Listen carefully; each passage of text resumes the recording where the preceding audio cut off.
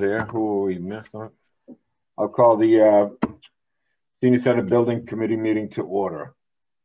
Andrew, if you don't mind putting up on the screen the agenda.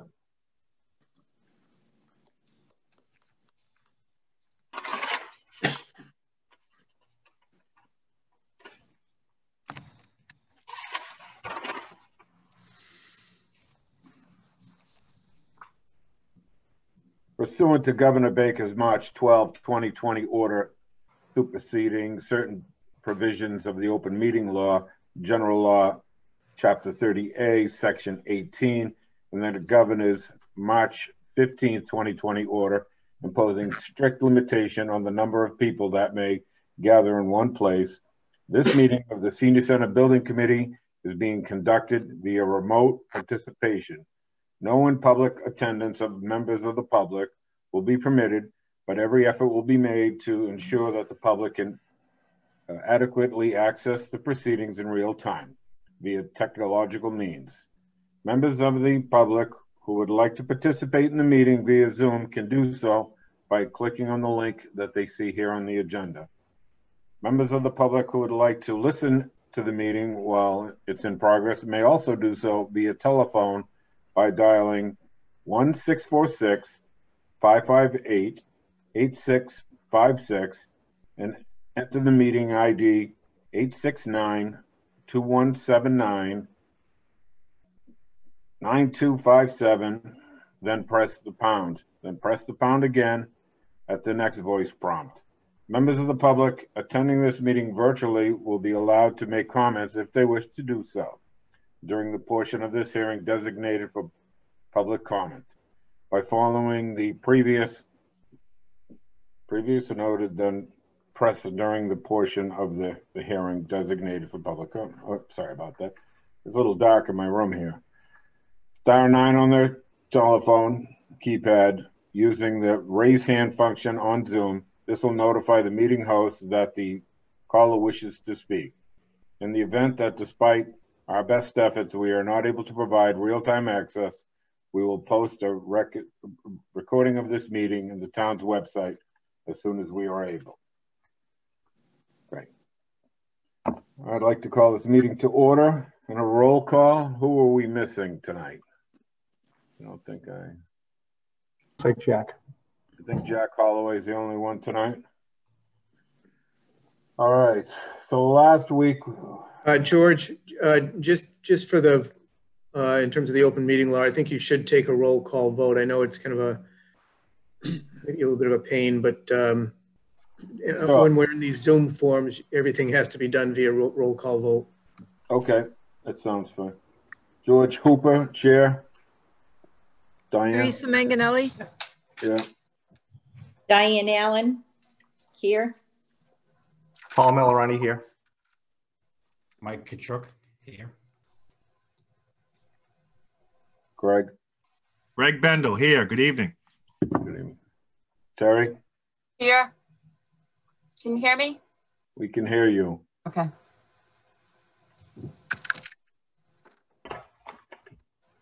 All right.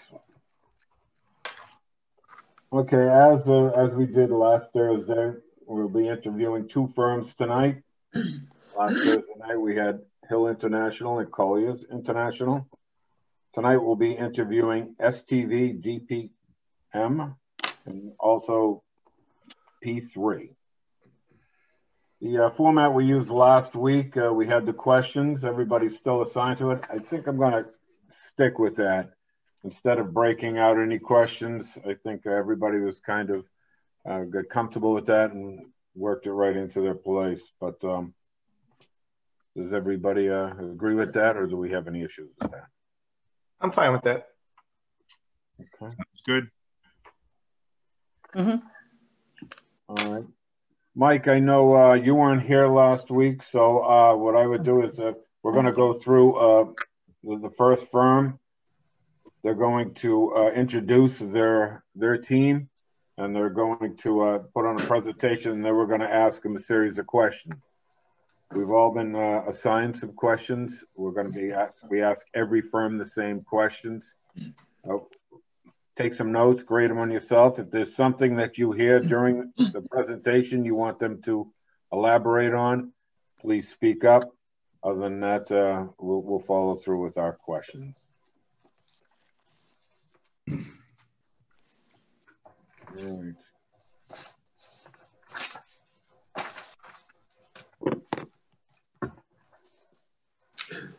After the interviews, we're going to be discussing scheduling our meeting to rank each firm, and we have a few other items on the agenda. So, Yeah. let's see, we have a few minutes. Did in. you Does want to Mike have a reassign question? some of the questions? Yeah, I was just going to ask the same thing, Teresa. What was that again? Did you want to reassign a question to Mike? I think we'll, Mike, would you like to have a question? I mean, I know we have people that have two questions here. Would you like to ask one particular question? I don't know if you have the questions in front of you, the 10 of them. No, I don't. But I Okay. was gonna sit back and let you guys lead, get a Yeah. little more familiar with it. All right. Yeah, that's fine. Everybody still will stick to their assigned questions that they had. Sure. Everybody remembers their questions, right? Everybody still has them. We're good. I'm good. All Yeah. good. Paul, you still have number 11, right, Paul? 11, yes, Greg, thank you. That and motion to adjourn. Ready for a second.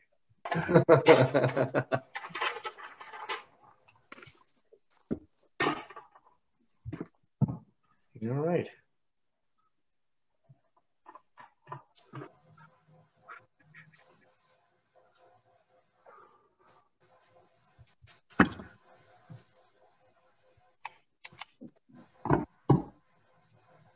Andrew, how many of them do we have waiting in the waiting room?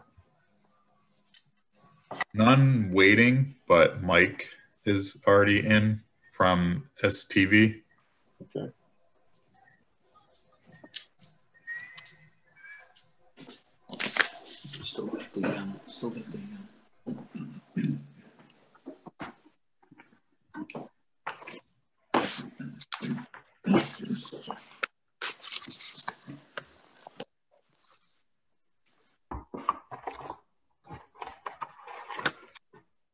Andrew, was he able to hear our previous conversation? Yeah, he was in before. I wasn't sure what group he was part of, so I accidentally allowed him in. Okay. Well, you guys, this is Mike Kamos here from STV. Yeah, he's waiting now. Yeah, we'll wait for him for before he jumps in. He doesn't start till 6:15. So, Okay. does anybody have any comments or any questions before we really get going? Give me one. Actually, Mr. Chairman, if I could do it through you, if I could just ask Andrew. Andrew, were yourself or John able to send off the last meeting to WCTV? John would have that information. I'm not too sure. Are you talking about the one that was on the 15th last week? Yeah, I went looking for it. It still wasn't on the website. So Okay. curious. Yeah, I'll connect with John and get an answer for you. Thanks so much. No problem. Being inside, so excuse me for just 1 minute. Okay. Yeah. Greg, I'll also reach out to John. Probably catch up with him tomorrow anyway. Thank you. I believe Evan Warner is also now waiting to join. Mr. Chairman, Yeah. John's been ill. He's been out for a little while. I don't know if you'll be able to get in touch with him tomorrow. Okay. Thank you for that. Mhm. I was unaware. George, I just had a Go quick ahead. question here. Now, when these gentlemen come in and we let them in the room, is it better then to identify all of ourselves to them then and then go into the questions? Or should we do it like we did last week, just from the question, identify ourselves then? I think we can give ourselves a roll call through, introducing to the firms, letting them know who we are. Mm-hmm. Mm-hmm. That way they'll know that the town manager as well is sitting in on this, correct? Right. Okay. What's his name again? Oh, all right. I think in all fairness to them, it's nice to let them know as well that the town manager is sitting in on it. I want to compliment Jeff, actually. Thanks to his Western Mass roots, he was able to touch base with some of these references. So appreciate Good. that. That's right. Yeah.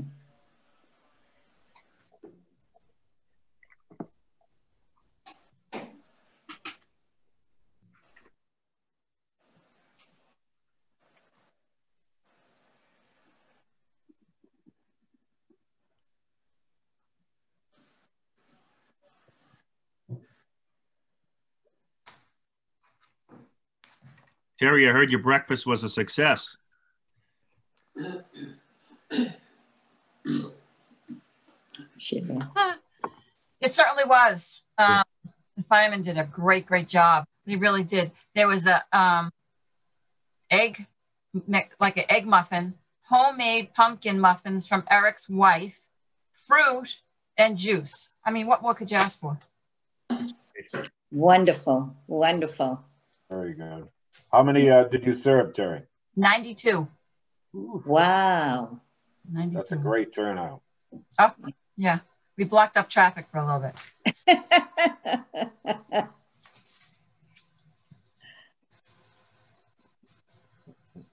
But thank you, Greg, for saying that. Oh, thank you for putting it on. I think we got to have a drive-through in our new building. I think it's working out so well. Official coffee window. Yeah, yeah. It's interesting you mentioned that because some years ago I was talking with the town manager at the time who was working in Franklin, and when they created their new space, they took over a bank and they combined the school and the town admin, and because it was a former bank, they did have a drive-through window. Yeah.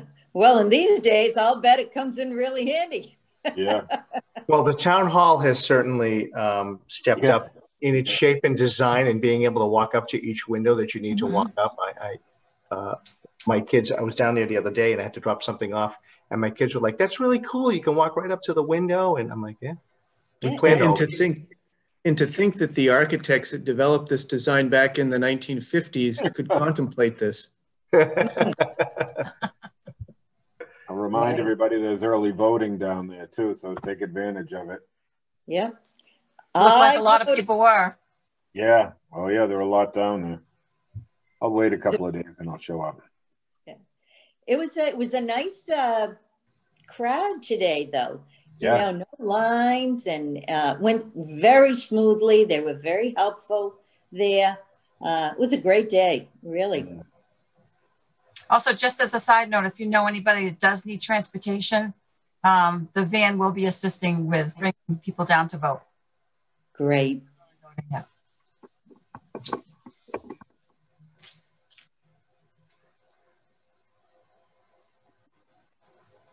So we don't have any confusion when we do our introductions to these firms. Why don't we just go in order of the questions? So I'll introduce myself. Terry, jump in. Greg, you know, and right down the line. Paul. Okay. Paul, you don't have to introduce yourself twice. I know you got two questions there. So you're not going to take your question first, George? Yeah, I'll go first. You go first. Okay.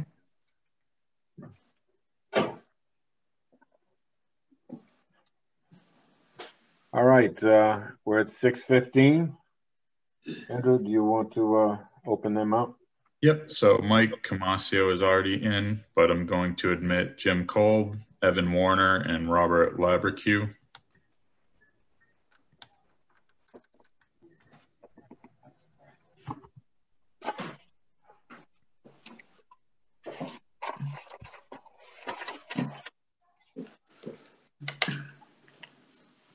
looks like they all successfully joined in. Thank God. You never know with these things. Yep. Good evening, everybody. Hey, Bob, your head is cut off a little bit. Okay. There you go. Wow, you look at the time. My name is George Hooper. I'm the chairman of the Senior Center Building Committee. And the rest of the people, the rest of the committee, I'm going to have them introduce themselves to you. Each member. Go ahead. I'm Diane Allen, Permanent Building Committee. Teresa Manganelli, Finance Committee. Paul Melorani, Permanent Building Committee. Terry Marciello, Director of Elderly Services. Mike Kitstrup, Permanent Building Committee. And I'm Greg Bendel, a member of the Wilmington Board of Selectmen. And we also have Jeff Hull, our town manager, present. Super. So thank you very much for having us tonight. My name is Jim Kolb. I'm principal with STV DPM. Evan? Sorry, Evan Warner, project director with STV. Bob Lebrecht, Senior Project Manager, STV DPM. Mocio, I'm a senior mechanical engineer with STV. All right, gentlemen, the way this is going to play it out, now that you've given us your introduction, we figured you'd have a presentation put together, and then we have a series of questions that we'd like to ask you. There might be some questions that pop up during your presentation, but once that's done, we will go through the series of questions. Great. So sure. Thank you. 7:30. Okay. Thank you very much, George, and everyone else. We didn't know exactly how long you wanted us to present and how long you wanted for Q&A, but we do have quite a lot of information to cover. Feel free to interject. I think that always makes for the best presentation, so hopefully share the screen will work. Excuse me. Can everyone see that in slide presentation mode? Yes. Yes. Excellent. Yep. So again, thanks very much for having us here. This is a great opportunity for us. It hits home for at least one of our team. Mike Camosio is a 10-year resident of Wilmington. And we spent a lot of time on the project. We went up to the site. We looked at a couple of the other alternate sites, and we will get into what we discovered. And frankly, we have some questions as well for you folks that we may get into. So you can see here, there's a pretty expansive agenda. We'll try to be interactive. So there's an intro. We know you have proposals from us. I presume most of, if not all of you, have read the proposals. So we will not spend an enormous amount of time about the experience and the individuals, but we do want to talk about what our role is as an OPM, talk about the key project considerations. We have done a number of senior centers, and Evan Warner, our project director, has also worked in some assisted living and some other elderly housing kinds of projects, and he's going to talk about some of the trends he's seeing that will relate to this project perhaps. We'll talk about a schedule. We have created a draft schedule for you to review, and we can discuss that. We'll talk about cost. We'll talk about 149 versus 149A, excuse me. We'll talk about the mechanical systems and the importance of having a good mechanical systems in every building, but especially this building. We'll talk about the reporting, some of the construction oversight, operational readiness, and hopefully we don't have to convince you too much on why STV DPM. We know the assignment and the RFP is based on the feasibility and schematic design. So we'll try to focus most of our effort in the beginning of the presentation on that and how we're going to get through that until later next year to make sure that we've done everything possible to help Wilmington make informed decisions and all those other stakeholders that are on the call tonight to make informed decisions so that we are presenting to the town the best solution. So with that, I will go to the next slide. A little bit about STV DPM. We are a multidisciplinary owners project management firm. We're a combination of really two firms. In 2015, STV, which is over 100 years old, acquired. Tim, excuse me, I don't think your slide changed. Oh, really? That's not good. You're not in presentation mode. Sorry about that. I thought I was. That was the first one.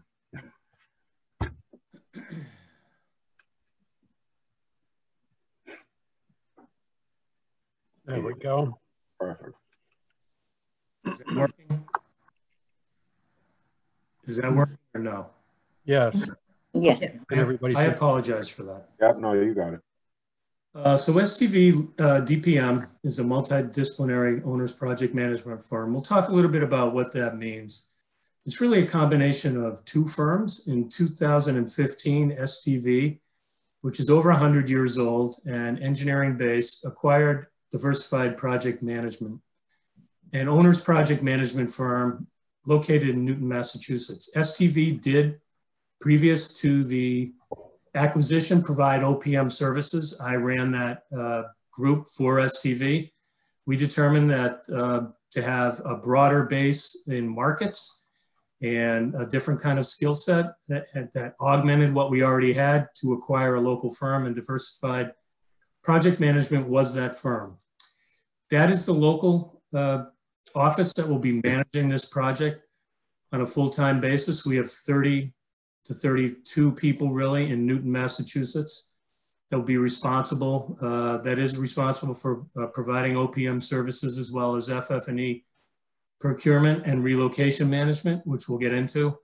However, in addition to that, and Mike is a part of this group, we also have STV Incorporated, which is a separate office which we work with regularly that provides engineering and some small architectural services on their own, but we also use them when we're examining sites, when we're looking at buildings, when we're doing document review, when we're exploring various challenges that we may as a team, not just us, but we may as a team, just want another set of eyes on, and Mike will talk about what that means. The average size project for us is between 8 and 12 million. Substantially larger projects, but we also do quite a lot of projects that are smaller than that. But the average size for our firm in Newton is between 8 and 12 million. And I will ask you if this forwarded, sorry. Is that moving forward? It did, it's still on. It's on the introduction. Sorry, I don't know why that is.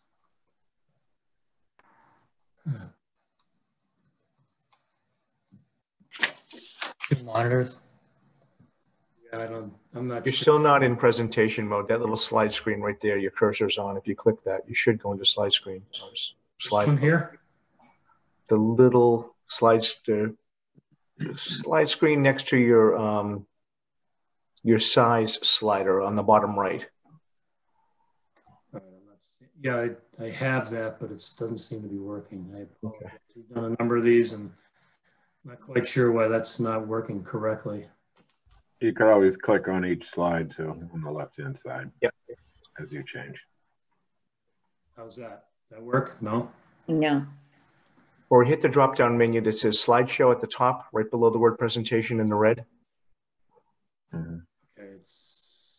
Okay, that's the end slideshow. Mm-hmm. If you hit that drop-down, you should be able to. All right, there it is. Okay, that works. Okay, hopefully this will work. Again, I apologize. We typically have not had any problems with these. So our project's experience is varied. We do quite a lot of public work. I would say out of the Newton office, we have about 30% of our work, is public sector work. The Boston office is 100% public sector work. So we have a long history of understanding what it means to work with municipalities, state agencies, and other types of public sector clients. Here we just have a representative example of some of the relevant projects that pertain to this job. Natick Community Center, Westfield Senior Center, and the Holyoke Senior Center. Evan has also worked with AEW, which is a pension fund, and we are hired to oversee a variety of assisted living projects for them, including a project in Hanson, one in Rainham, and one in Wareham that you can see here. We also do quite a lot of work with other municipalities, including Reading, which is in close proximity to you folks in Wilmington. We've worked in Plymouth. We've done a lot of work for the UMass Building Authority, as well as a whole variety of municipalities, which you can see up here in the screen in the upper right-hand corner in the state of Massachusetts. And I'm really hoping this works.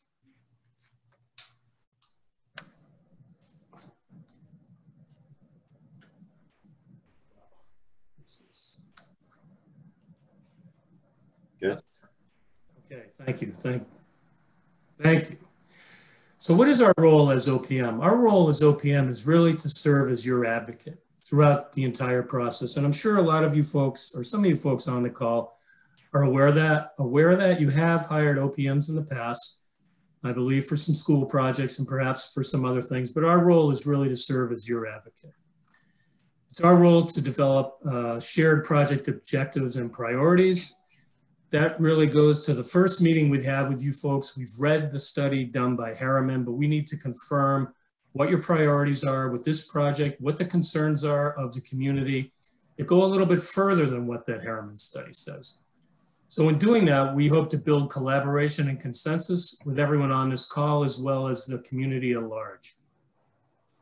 And really, we want to minimize impact to the neighborhood, the community, the operations. We need to take into account the elderly services center priorities, the demographic population that's about to explode, and all the other concerns that we've read about and have come to understand throughout the course of our due diligence getting ready for this meeting.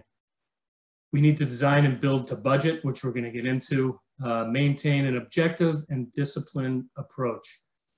It's really important that we maintain an objective approach to this. That doesn't mean that we're always going to give you as the owner good news. We're going to give you news based on what we have learned in the past on other projects, as well as things that transpire on this project, so that you can make informed decision. And really our ultimate objective down below here is to mitigate risk and predict and achieve a predictable outcome. And achieving a predictable outcome in design and construction is not an easy thing, but that's really what our responsibility is for you. That's what we're being paid to do. That's what we need to do. And that's what we're obligated to do. So to do this job, we've selected 3 folks. Evan Warner will be the project director. He will be the senior leader of our team. Evan is a registered architect. I mentioned before, he's a lot of senior living experience. The majority of Evan's career has been spent in public sector. Evan will be responsible for overseeing the job at a macro level, making sure we're fulfilling our obligations to the town of Wilmington and all the other stakeholders. But really the eyes and ears for this project will be our senior project manager, Bob Lebrecht.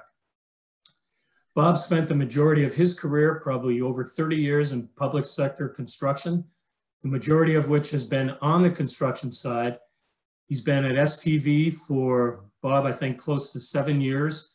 As a senior project manager, he's managed some of our most challenging projects, and he'll be the day-to-day person responsible for delivering this job on time, on budget, and meeting all the expectations of the town of Wilmington. He also was senior project manager for the town of Reading and the public library project. We would encourage you to ask the town of Reading as to what they think about Bob and his responsibilities, and we continue to work with the town of Reading on a security upgrade project right now. Mike Camosio is sort of our secret weapon among other folks that we have in the Boston office. Mike's going to talk a lot about HVAC and engineering and commissioning. And on the operational side of the facility, that's something we need to be thinking about downstream. It's not just getting this built. It's how it's going to function, how it's been designed to function, what the expectations of the town are downstream. As I said earlier, Mike is a 10-year resident of Wilmington. And with that, I'd like to pass it off to Evan. Thanks, Jim. Now I'd like to talk about a number of items we consider key considerations for the senior project. First, we need to affirm budget and program, start with the relevant findings in the Harriman report, leading to preferred site and project selections. Site selection in particular has direct impact on project phasing, schedule, and cost. Wilmington's choices here will inform the total project budget and associated risk factors. The right size project dictates initial capital costs. Life cycle cost analysis and the decisions there will inform the initial capital cost, as in most cases, decisions regarding system selections to get to a lower annual operating cost typically have some greater upfront costs. I'm talking about photovoltaics, geothermal, daylighting, energy recovery, enhanced envelope insulation, to name a few. We also need to make sure that we're integrating senior center needs with community objectives. We understand from the report that general and student population growth is projected to be relatively flat, while the senior growth projection is substantial, hence the undertaking of this and importance of this project. This project should address both the community use and senior program requirements. Ultimately, STV needs to help Wilmington make decisions on preferred project and site solutions, build consensus around those solutions with completely engaged and transparent process. We found that that's most important is keeping the community and stakeholders involved throughout the process, ultimately leading to a town meeting in the fall of 2021. Of course, we need to create a healthy environment for our seniors, the staff, and the community. In particular, our current COVID environment may not be as much of an anomaly in the future as we'd like, and we need to consider what makes sense regarding protecting our seniors with the proper environment and system selections, et cetera. Selecting the project delivery method is also important. Will it be the traditional design bid build, Chapter 149, or CM at risk? Bob will talk a little bit later in the presentation about this, but one consideration might be building on an occupied site or in an active area. We may want to consider the use of CM at risk if that's of particular concern to the town. Managing schedules, another key consideration. This typically starts with preparing a work plan, a basic roadmap, if you will, that all team members buy into relating to deliverables, approvals, and sign-offs. This then informs the milestone schedule that we can all adhere to and use as a guide throughout the project. Finally, quality control. That starts with the right team of professionals. Your OPM, your designer, commissioning agent, and consultants. It includes the work plan. It includes that the project team make sure that the owner's project requirements, your project requirements, are reflected in the basis of design. These are ultimately integrated into the bid documents and executed during construction and resulting in the predictable outcome that Jim had mentioned earlier. Jim, next slide. In addition to the senior centers and assisted living projects that Jim had referenced, I've got particular experience with independent living, adult day health, and similar elder care projects with similar program spaces and project requirements. I'd like to speak to our knowledge of recent senior center trends and programming. Cafe dining, curious what the intent is here and what you folks are looking for. Is it more of a casual cafe atmosphere or perhaps a more robust restaurant style delivery? This can greatly affect the the kitchen and food prep areas designed into the building, how big they are, how extensive. Fitness and wellness is often a key component of the senior program. If these spaces are coordinated properly, we can take advantage of adjacent outdoor spaces to expand and diversify the program during good weather, maybe even 3 seasons. Integrating outside amenities, creating gardens, accessible walking trails can also be important. You've got some really nice trails adjacent to the town hall site that certainly could be utilized to help in that purpose. If flexible multi-purpose spaces are programmed into the project, it really gives the greatest likelihood for accommodating the changing needs of the center as the program grows. It also affords better options for community uses up front and down the line. Many senior centers are including technology centers for senior use to tap into the vast information available on the internet and also digitally. This can largely be for seniors or for combined community use. This could also act as a place for knowledge and skills transfer from the older population to our youth.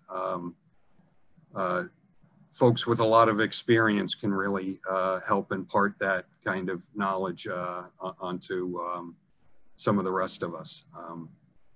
This can create a lifelong learning and teaching component and really engage our seniors through these types of flexible programs.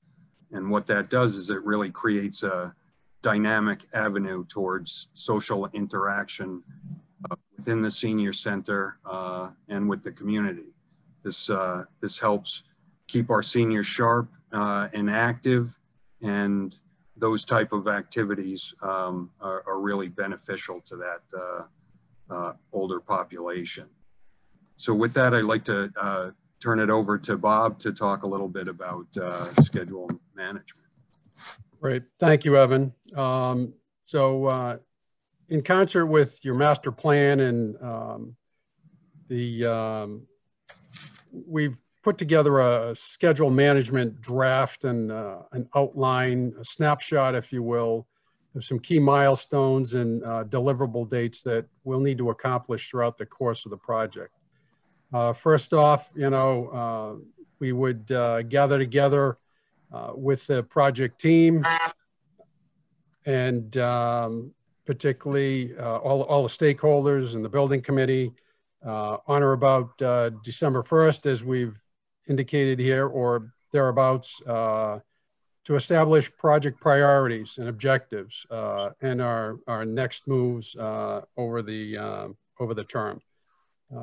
Continue to work towards evaluating the master plan and confirm the findings of the master plan.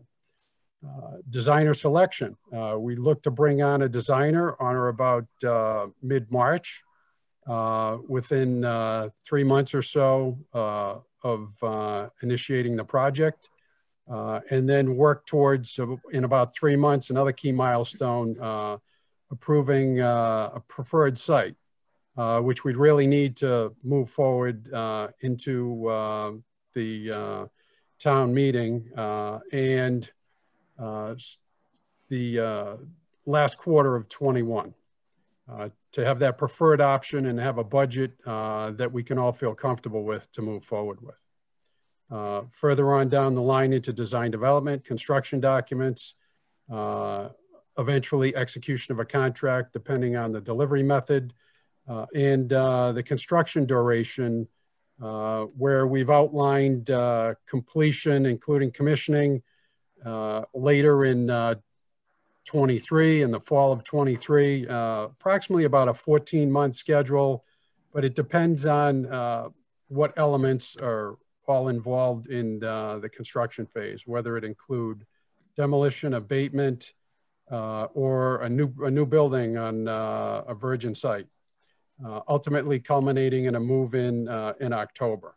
Obviously, this is a draft schedule and subject to team input and just an outline and a draft of a summary level schedule. Certainly, we'd get into much more detail, and we can talk about that in a bit.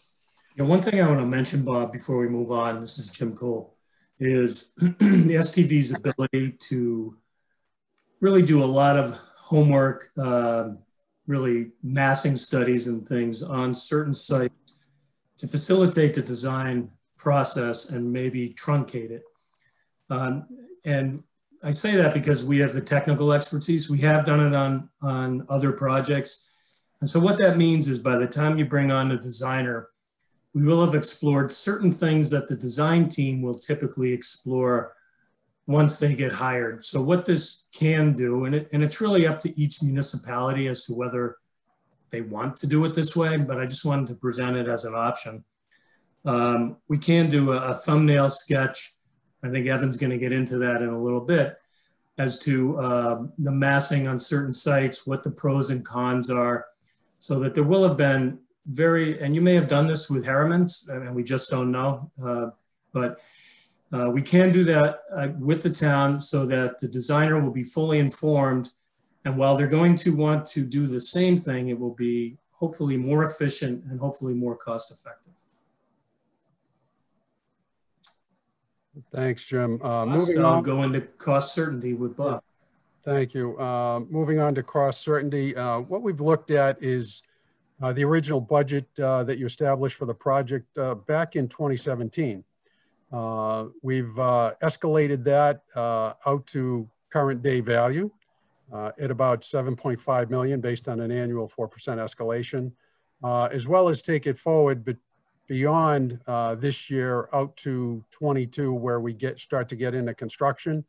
And we may very well have a very competitive marketplace is what some of the indicators are leading us to. So as you can see, the escalation's a bit lower. And hopefully our timing is good for the project. And based on that escalation rate out into 22, the project's looking at just about 7.9 million in rough numbers on an approximate basis. Next up, we'd like to talk on the next slide about site selection considerations. So this slide is, and there's a picture here of what was in your master plan. And we look at integrating the project with the town and school administration building project and assessing all the options, whether it be at Glen Road or 15 School Street or on the old Swain School site. And it appears that the senior center project is somewhat dependent or interdependent on those projects and how those are all sequenced and phased in. We'd look at the use of the existing infrastructure, the utility infrastructure. You know, the current town hall building is heating system is fired by oil with a full electrical service, water and sewer. There doesn't appear to be any gas to the site. So, and Mike will talk a little bit about that later on when we get into some of the MEPs, but we'll take a look at that and what can be used effectively and what the most effective systems are. We've noted that you're looking to increase the parking to 84 spaces and the requirements appear to be somewhat in respect to larger community gatherings and say a multi-purpose room or the use in the space for other larger gatherings. Not that we have those today, but hopefully in the future. The accommodations for parking and the need and access to the athletic fields is of primary concern. And we'll talk a little bit more about that as we go on, but maintaining access to those fields is important during construction and how we use the site and develop the site logistics. We'll look at swing spaces and phasing and long-term operating costs. Now I'd like to turn it back over to Evan to talk a little bit about a concept that we've kicked around together as a team and wanted to share that option with you. Evan? All right, thanks, Bob. So we took a little bit of time, well, a bunch of us took a lot of time going through the Harriman report. And as Bob had mentioned, one of the key pieces to the site selection and considerations is working within that master plan framework, trying to understand site selections, phasing, what kind of swing space considerations. For instance, on that previous slide, the proposed senior center was located largely right at the location of the current town hall, which would mean that that building would need to get removed. The town hall would need to get relocated somewhere, whether that's in some kind of available swing space. It doesn't appear that there's swing space available, a building that's kind of vacant and ready to take that programming requirements. So that would actually require development of your admin and town hall building at whatever other alternate location before the senior center was developed. So what we've done here is we've really taken the opportunity to investigate this town hall site in a little greater detail. Not so much to provide another solution, but to give you folks perhaps a better idea of how we work, how we tackle a problem, identify key issues for you and other stakeholders to consider. So one of the things that was clear about the, and was alluded to in both the RFP and your master plan report was that this site is actually large enough to possibly accommodate building the senior center while the town hall remains in operation. So what we've done is we've really just kind of put together this diagram that shows, kind of a number of things. It's really a hybrid plan.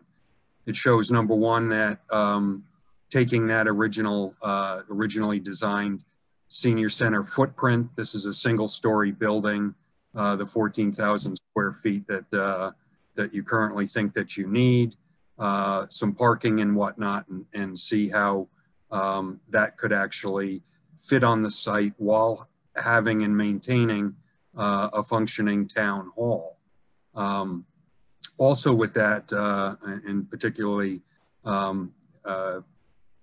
visiting the site and talking with Mike a bit about the importance of, the existing play area. That's represented by that purple rectangle in the lower center of that picture.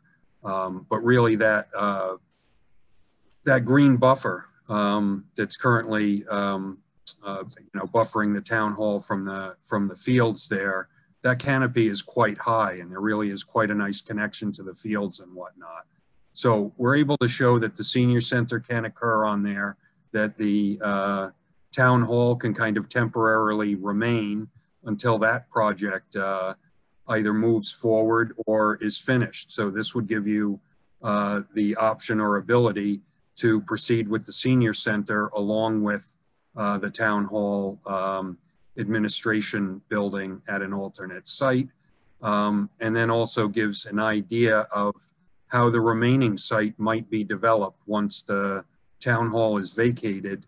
And what this does is it in essence kind of creates two portions of the site. We have almost a senior center side, and then kind of this other side, which at least our knowledge of the site is that the parking for the park ball field play area is wanting, right? So this is really just an exercise to show how that other portion of the site might be developed, that you could integrate or expand some park and play type areas within this overall site. And I had mentioned also the adjacency to on the upper side of the site plan, some existing trails and whatnot that get through the woods and over to the wetlands areas that could easily be incorporated into some outdoor senior trails and activities piece. So that's largely it. We wanted to give you a little window into how we approach some tasks and projects, identify some solutions.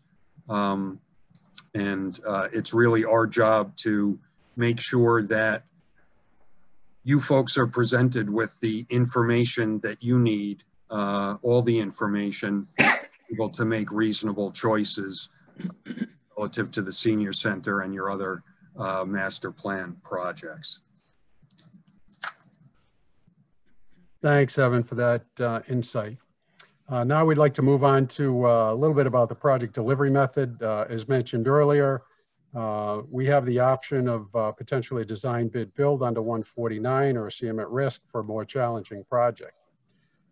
If in fact it's fairly straightforward and it's demo, site work, and a building, say, 10 million or less, fairly simple project that's not so complex, we certainly have the option of the design bid build as opposed to a CM at risk, such as you may have used at the high school on a much larger scale and larger project.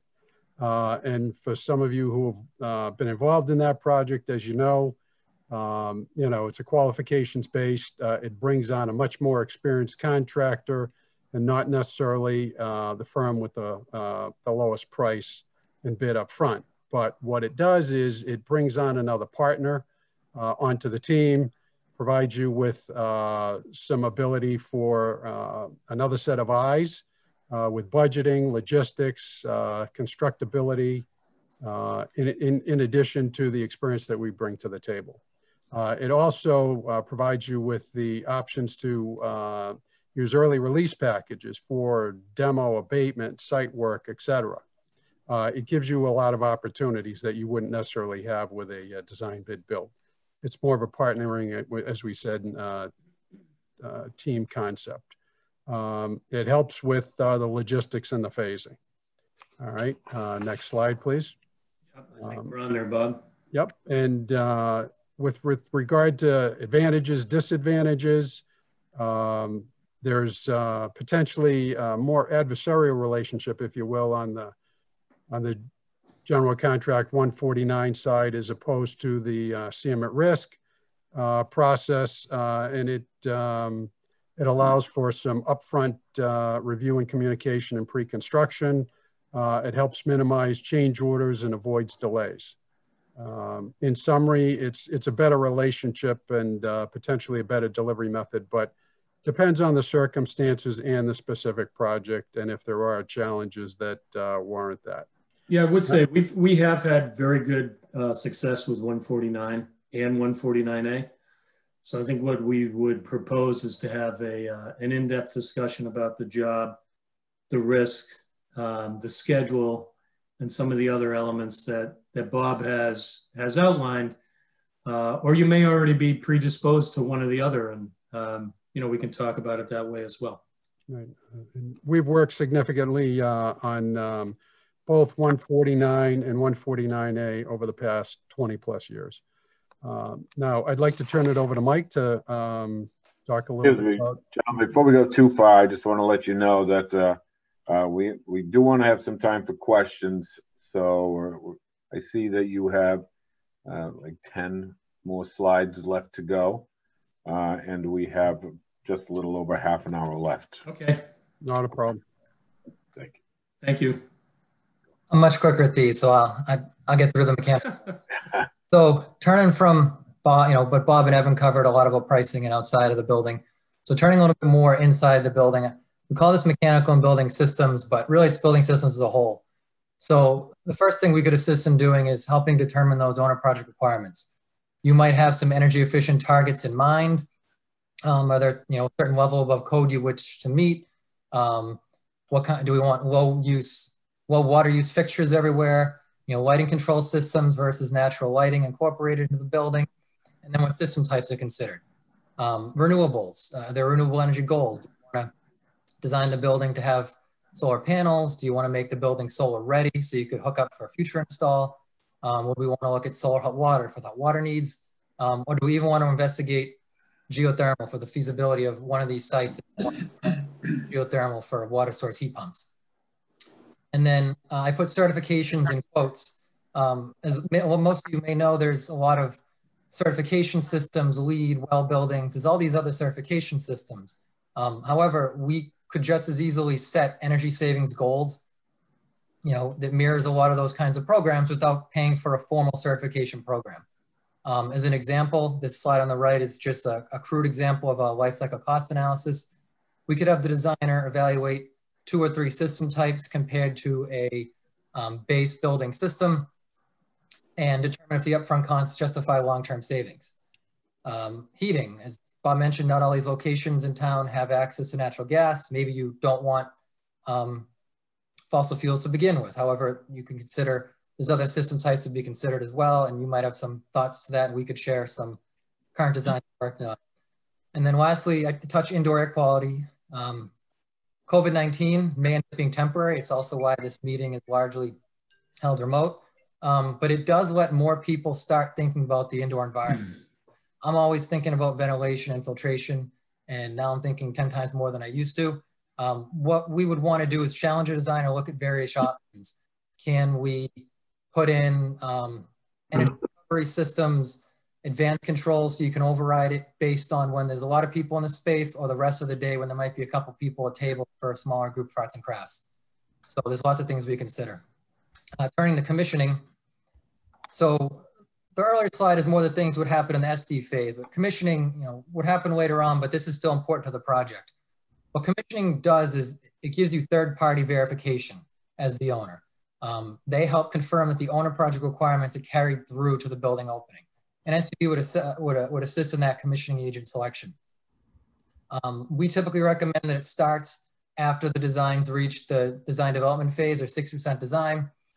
The commissioning agent will review the owner's project requirements and the basis design. They could comment on the design, and then there's a chance for you to have the architect design firm update their drawings with comments from the commissioning agent before we go to construction. And then once we go into construction, there's a chance to really have the commissioning agent paying attention to submittals. It's kind of the last chance to get certain things right. Does the building control submittal meet all the intent that the design system has? And I know the engineer looking at this, but as a designer myself, it's always good to have other sets of eyes on this, because it's really the last chance to make cheap or even free changes to the project on building control systems before you open the building up. And then finally, the commissioning agent would do verification testing during construction. We provide a little insight as needed on that process. Bob, want to turn that back over to you? Thanks, Mike. So Bob, taking note of George's comment on just a few minutes left before Q&A, I'll just interject. We do have a series of slides here that shows how we control cost and schedule, and we're happy to get into that. But George and the rest of the committee, if you'd like us to allot a half an hour for the Q&A, we can certainly do that and come back to these if you have questions.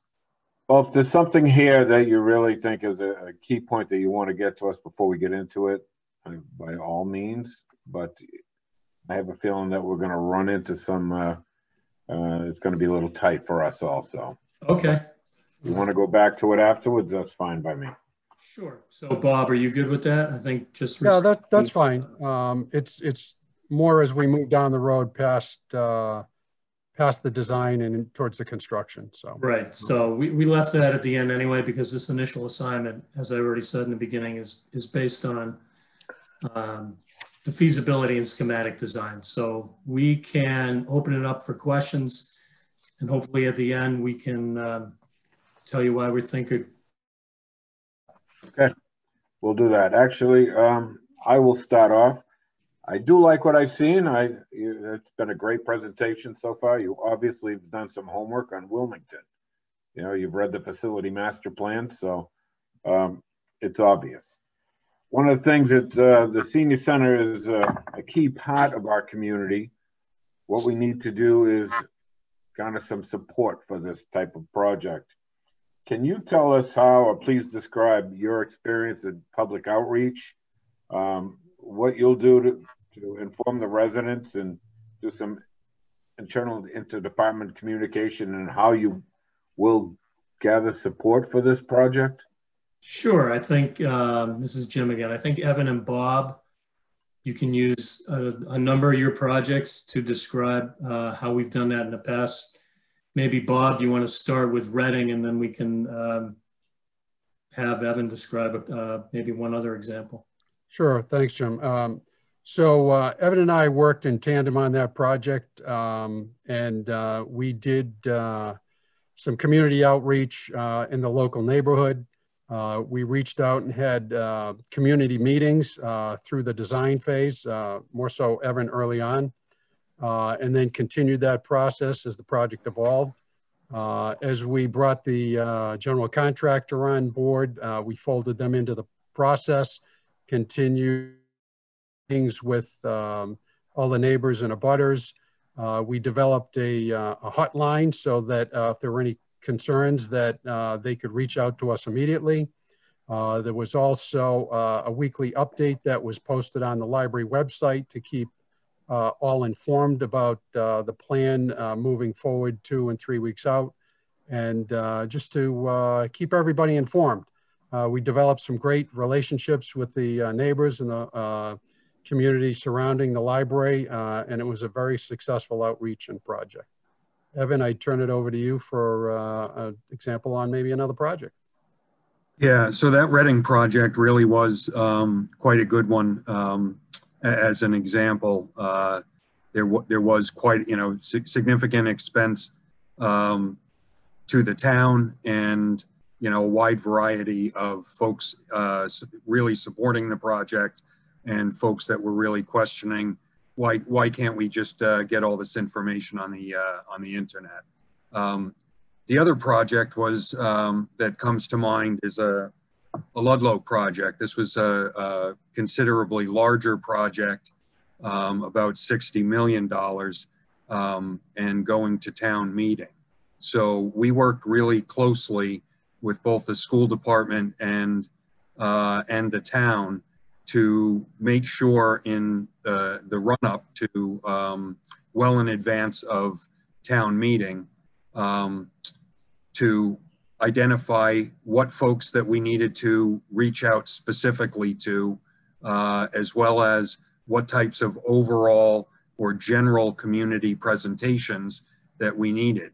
And we relied on Ludlow to tell us where the problems were likely to come from, who and how much of these presentations did we need to do. We also identified some key locations for some design boards to inform. As I mentioned earlier, transparency really goes a long way.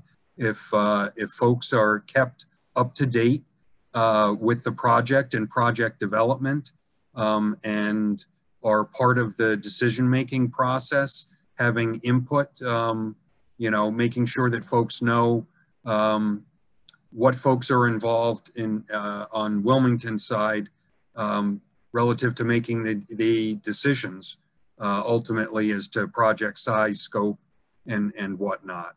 So, and we do that not only with let's say physical presentations and whatnot, but also assisting in putting together either a dedicated website or piggybacking off of a town or senior center website that would be updated regularly with the project development, what's new, what types of things have happened to inform and direct the scope and design of the building throughout the process.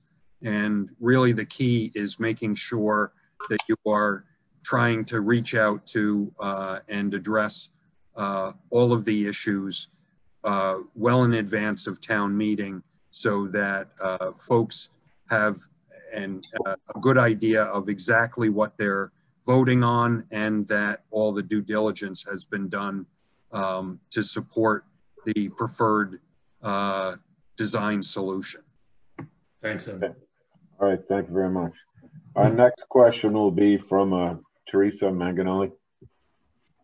As an OPM, which criteria do you feel are the most important selection of an OPM for our Wilmington project? Evan, you can go. I see you're chomping at the bit for this one.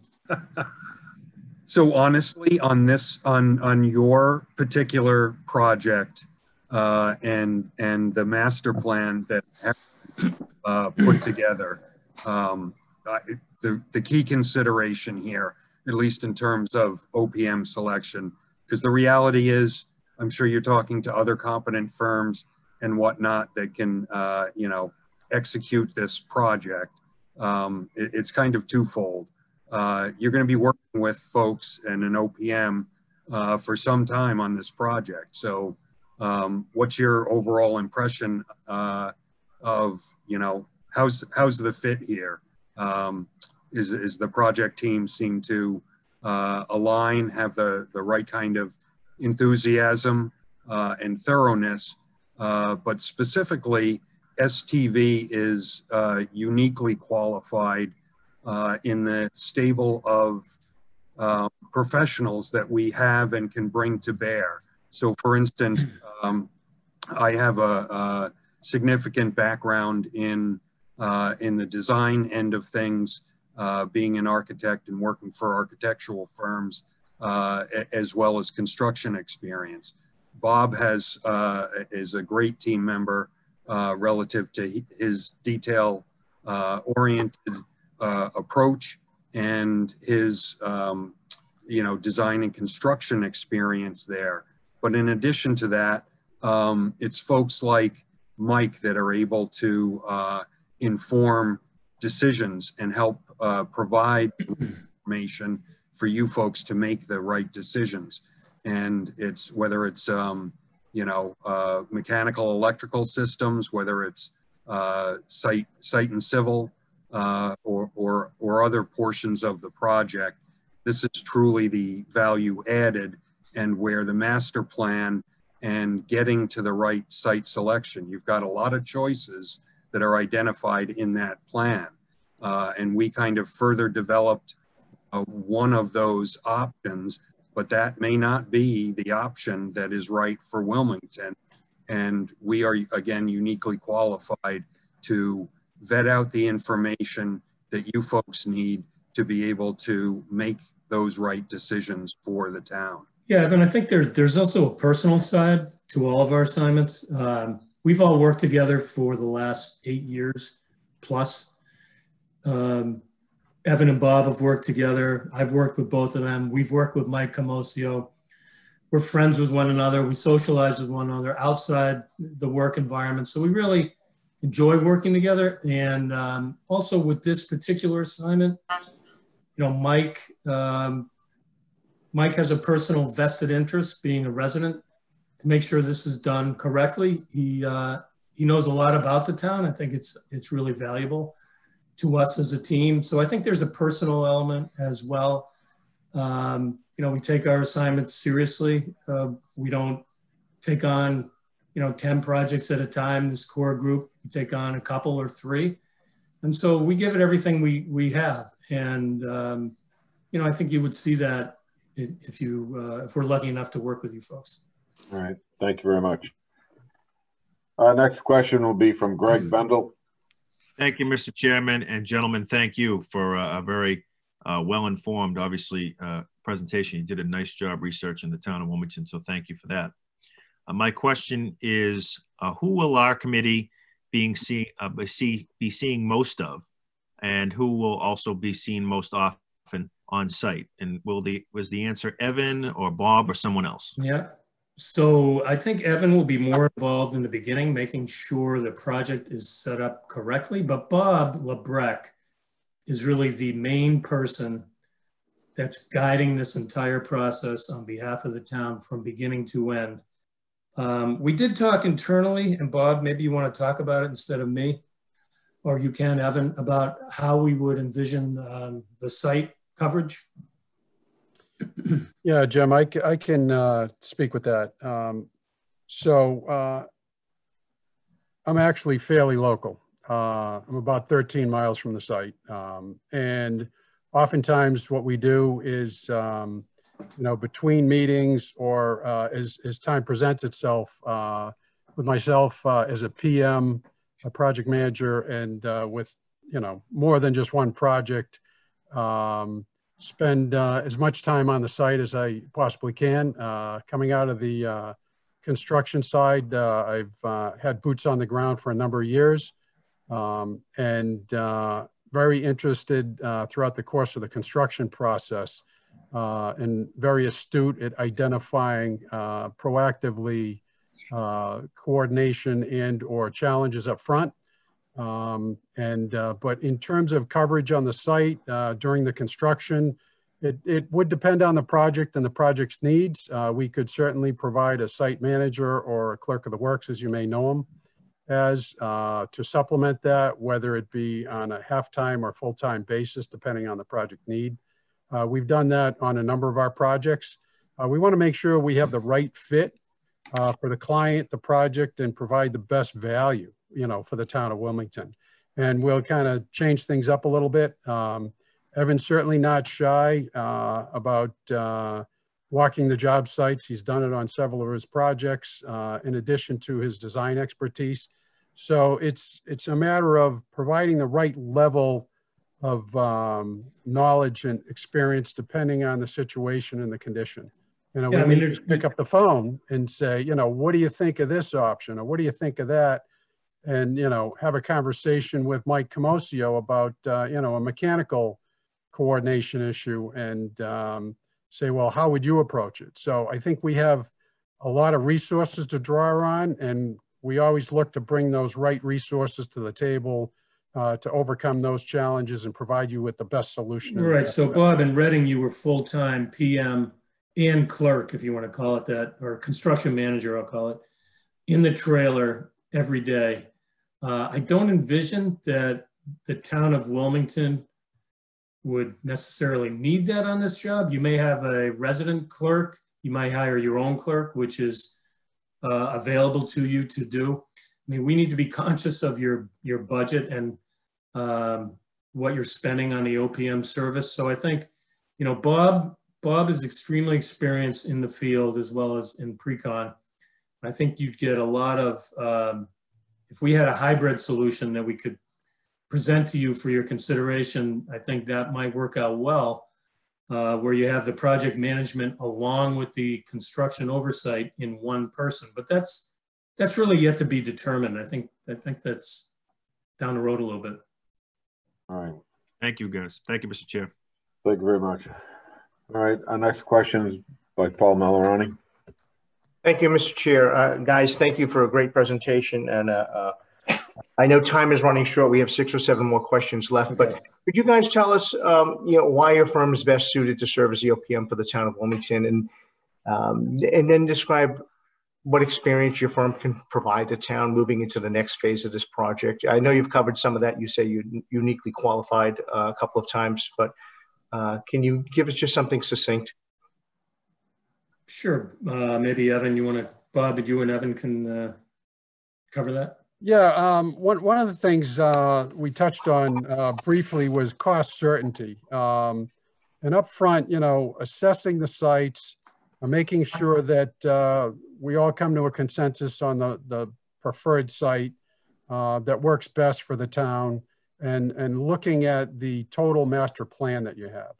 What fits best and what moves that process and that plan forward in the right direction. Not just in the short term about getting a project in the ground and built, but also long term and how that evolves over time. Design the budget, all right? We really like to look at, during the evolution of the design phase, estimates along the way, analyze the options, look at value management, review each phase of the design, do page turns with the stakeholders on the project, and really put that roadmap together, assure that we've got adequate budgets, have the right contingencies, whether it be under a GC format or a CM at risk, and predict the escalations based on market conditions. You know, doing peer reviews up front is huge. Making sure that the documents are well coordinated. You know, bringing in the Mike Comosios as we need them to best suit the project and the needs of the project. So I just had a quick point to that, Bob, because that's what I was going to mention. So I've been a mechanical engineer for 11 years. I run the mechanical plumbing protection group at the Boston office. Largely work on Chapter 149 projects. Also worked on Chapter 149A projects. I often serve as a project manager for public agencies. So I go into the field early on. I'm used to evaluating in the field, coordinating between disciplines, making sure those things that may get missed between trades get caught. Filed sub-bid contractors love to jump all over those kind of items, trying to make sure you have as few holes in the document as you can. I think that's one of the strengths I bring to this. And then I've worked on a wide variety of facilities that are LEED certified with geothermal systems or a wide variety of renewable energy, advanced system design, newer technologies that our clients look for. So I think that's kind of the background that I can bring that can be looking over the shoulder of the design team and helping Bob navigate that information. Thanks, Mike. Thank you very much. Thank you, guys. Thank you, Mr. Chairman. Our next question will be Teresa. Yes, thank you. Describe some of the more common and some of the more serious mistakes that occur in the planning process. Please explain the procedures or the approach that your firm has in place to eliminate these issues. Evan, you want to try to tackle that? Sure. What a great question. Yeah, so, and this kind of, this really does go to the team that Jim has assembled here. With my experience and expertise on the design and architecture side of things, I am, in addition to being an architect, I'm lead AP with a specialty in building design and construction. One of the key issues is managing the designer and making sure that that the ultimate solution and design that is moved forward addresses all of the concerns that the stakeholders and Wilmington has, right, within the budget constraints and whatnot. What we don't want is some key or critical component of the program of this senior center get lost during that process. So this is where implementing a work plan and making sure that that roadmap that we all agree to once the designer's on board allows us to vet out that program requirements, make sure that those are incorporated at the schematic design phase, design development, and then taken through construction documents, because ultimately it's what you own on bid day as to what the project is. So we are, again, particularly adept at doing that. I think this project team is unique in making sure in being able to provide those kind of key services. Making sure that the schedule is appropriate, right? Appropriate budget, appropriate schedule. If something's moving too fast, we need to make sure that we're not missing something. Yeah. So Evan, I know we're running out of time here. Sure. I might just add, just to bring closure from our end on this topic is, you know, designing to budget and having the right budget that we're driving towards, making sure that we understand along with the designer that what they're designing is in line with the budget. It's our job to check that budget in relation to what's being designed and to raise a hand and say, hold on, AE firm, this, we know from past experience, this level of finish or this foundation system or this MEP system is expensive. We can tell right up front. I think that's one of the things that happens on some projects, that if you don't flag that early on, then you get involved in a protracted VE session, which impacts the schedule, et cetera. So I just wanted to put an exclamation point into what Evan was saying. It's that the planning and having the right budget and also the right contingencies in place and how those contingencies are going to be used, so that down the road, we're not sitting with the town of Wilmington and all the other stakeholders asking for more money. We cannot go back for more money. We simply can't. That's our objective from day one. Okay, thank you. Next question is Terry. Terry Martel. Hi, yes. Again, just like everyone else is saying, you know, this is very informative and very intriguing. I want to be able to ask you the question as to describe the reasons for change orders and how your firm will work to limit them. Bob? Sure, thanks, Jim. Well, first off, I think it starts with our due diligence in the design phase, making sure that the scope is correct and that you have the right assets that are delineated in the design. We do that by involving the stakeholders, you know, not only yourselves, but maybe beyond that, facilities folks, and you know, maybe some of the DPW folks and the fire department, and outreach up front to ensure that their specific needs and issues are identified early on throughout the design process. Make sure that we have consensus going into design. It's inevitable in construction that you are going to have changes. And particularly a project of this magnitude. And what we look to do is manage those changes proactively, identify those as they come up, look at solutions, whether they be within the design itself or within the construction and the methods, and try to minimize the impact of changes on the project. So Bob, you really talked about that. You alluded to it earlier. It really has to do, the change management or change order management really starts during the design phase, but really prior to the documents hitting the street, that those are reviewed thoroughly by folks like myself, Mike, Bob.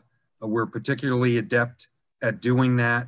These the project scope needs to be clear and concise so that everybody's bidding on the same, that it's clear there. And with those thorough documents, that immediately covers the scope. We have lessened the number of holes or opportunities for change orders, and that helps limit construction more to owner changes or unforeseen conditions, and less on scope that we missed or lack of coordination. And with a project of this size, it should be easier to be able to really get a nice tight set of documents and limit the change orders during construction. Great. Thank you. All right, next question is Greg Bundle.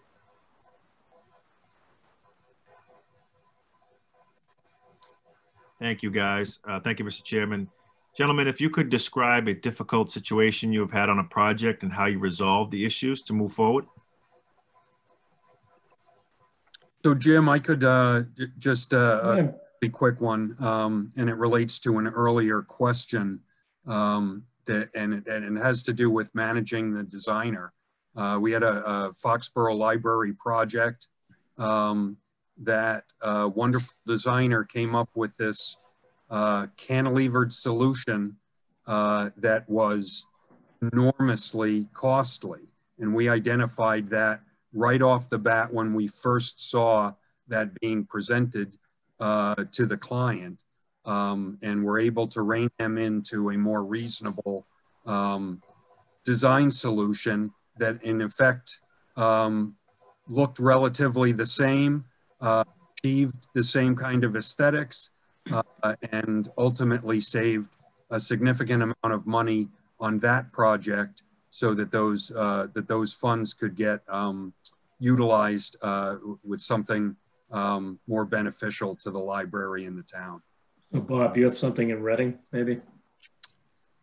I can't think of anything offhand, other than the library in Reading was originally built as a school in 1896, went through an evolution and turned into a library in the 80s, and required a significant amount of abatement-related work and multiple levels of floors and so forth.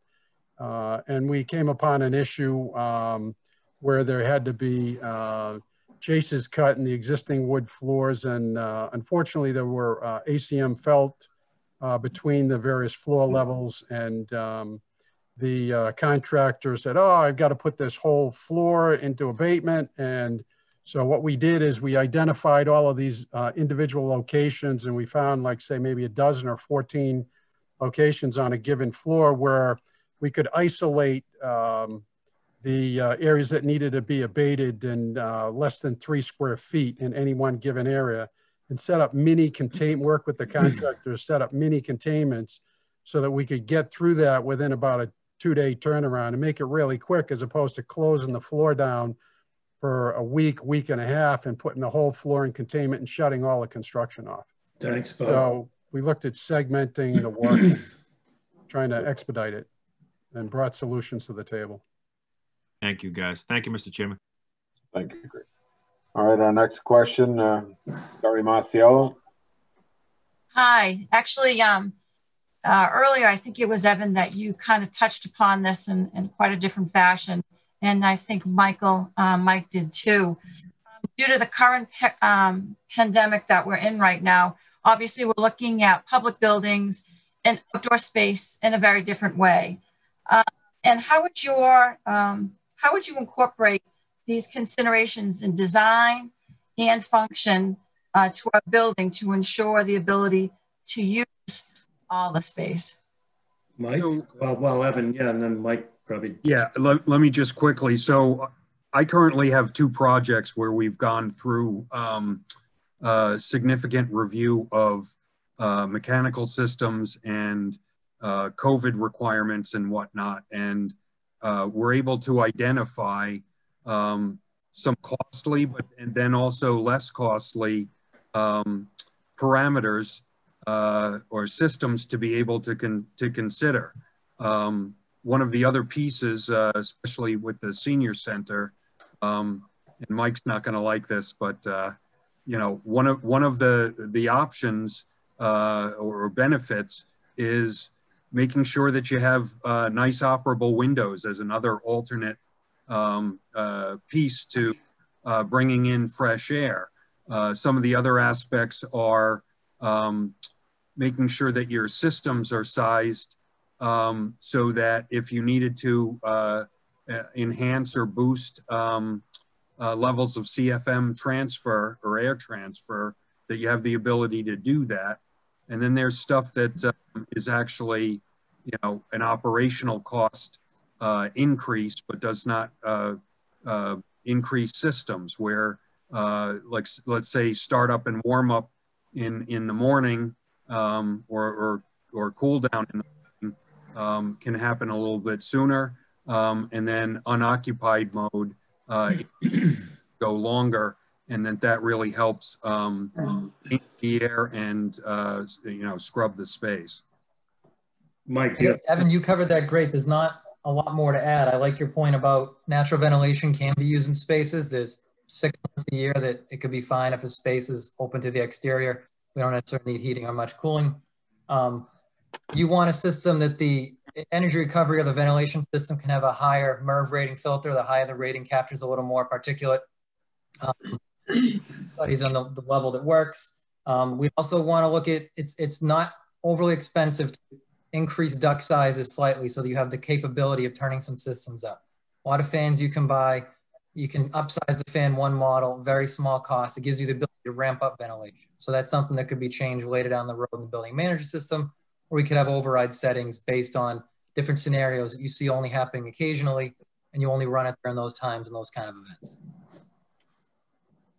And I spent a lot of time in the last, since COVID, working with the Convention Center Authority when they were setting up Boston Hope. I was an advisor for the Convention Center Authority. And then I worked on the Mass COVID Consortium, which was a DPM kind of ran a group. There was some professionals just trying to filter through a lot of the news. So I've been reading a lot of technical documents and more science things than I ever wished to after I left college. Okay, thank you very much. Thank you. All right, our last two questions are from Diane Allen. I'd be remiss if I didn't give her a chance to get in there. Let's try to get in and wrap them up, answer them the best we can. Okay, thank you, Judge. And thank you, gentlemen, for a very informative presentation this evening. As you stated in your presentation tonight, one of the most important decisions that needs to be made is the site selection for the new senior center. How would you evaluate site selection criteria and help us reach a consensus as to the best location for the new senior center? You spoke that also that you have read our master facility plan. I was a member on that, so it was encouraging to know that you saw that there were many different options that we looked at. But that's my first question to you. Yep. So actually, if I could take this one, Jim. Go for it. We got 30 seconds, I think. All right.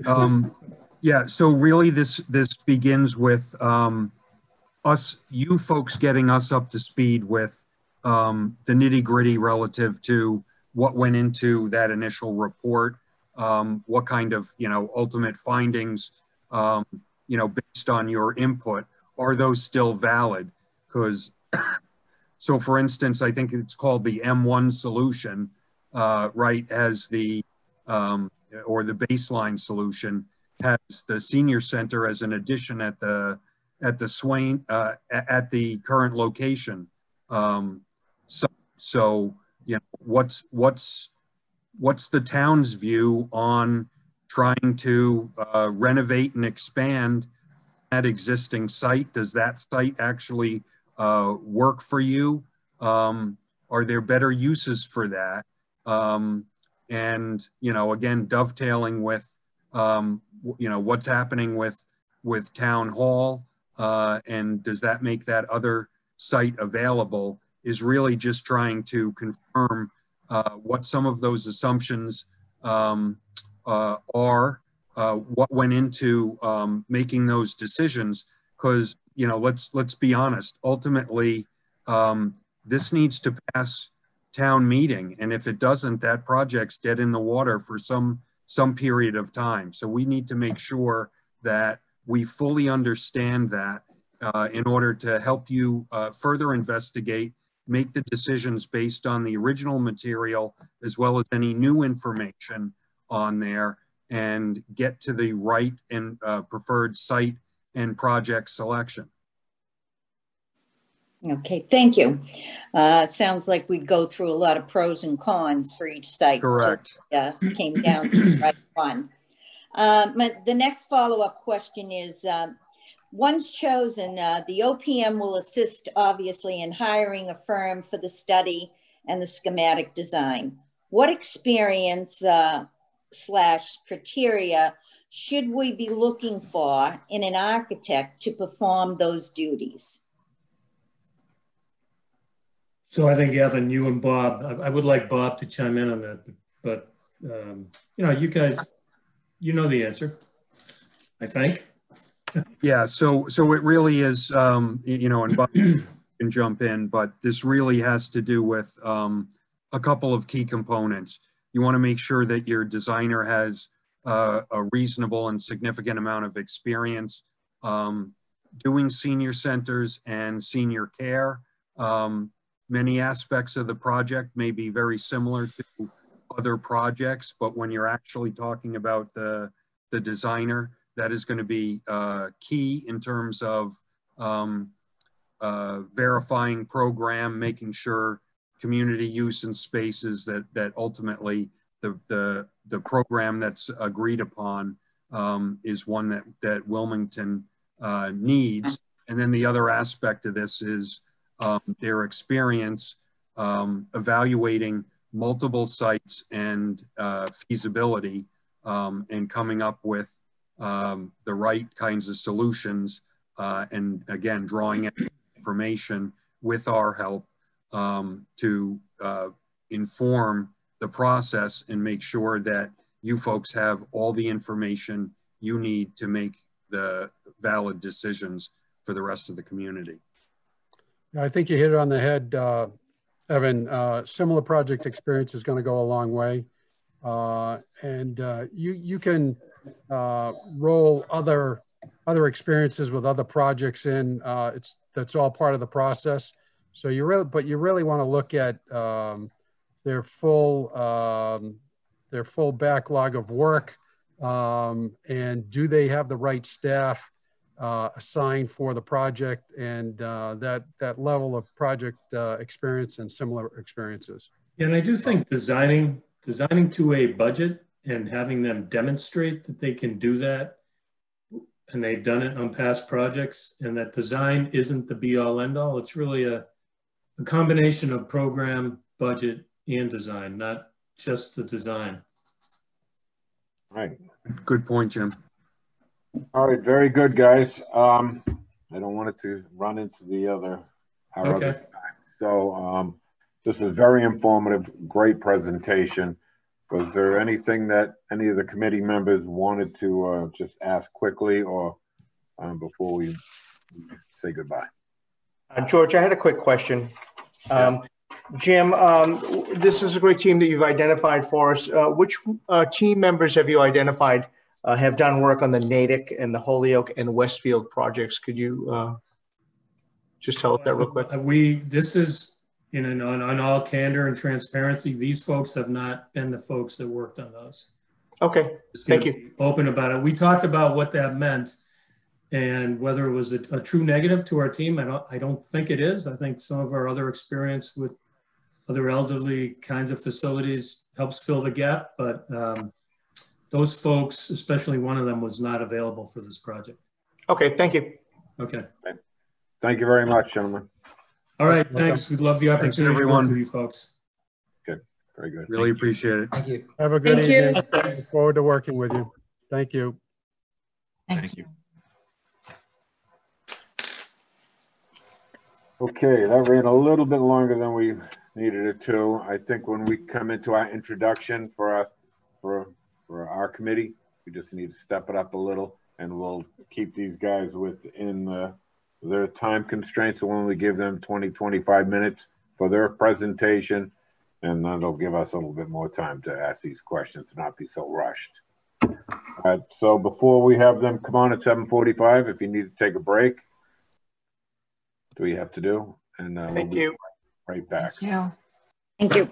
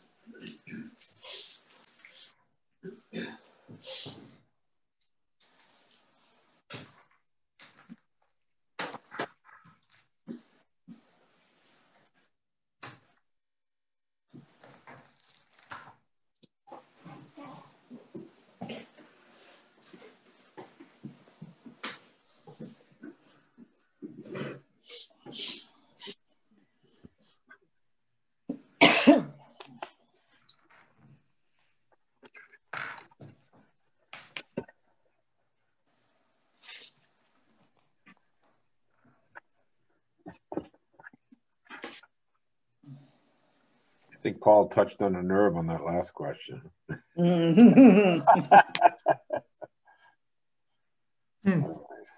That was a good question. Yep. Oh. I thought they had an excellent presentation, though, especially Very experienced. the beginning. At the beginning was a little, you know. A little tough to get going, but Yeah, but once they got going, they were hitting on all the right things. yeah, they were talking about some things that we haven't heard before. Some of the design aspects, programmatic, some of the stuff that I pretty interesting, and they did do their research also with the facility master plan, and I thought that was very good. I agree. I was surprised, honestly. Yeah, they did start off slow, you know. So. Yeah. Yeah, they particularly focused on the town hall site, which was interesting. Yeah. That, you know, that came out in the master facility plan, how you could build it there until you move the town hall and everything.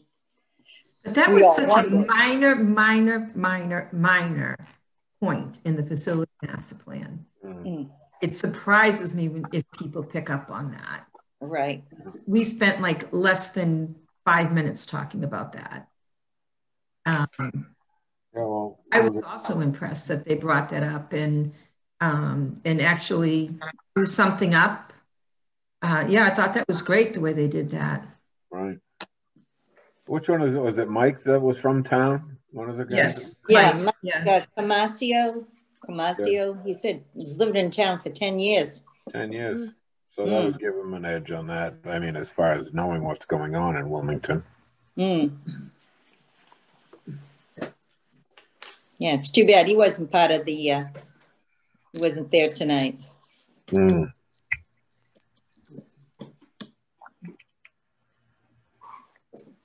He was in the beginning. Oh, yeah, that's right. That's right. Yeah. Yeah, he was in the beginning. He Correct. does the facilities piece. Yes.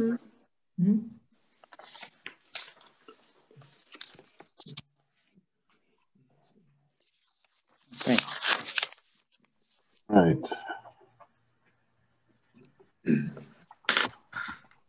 Be P3.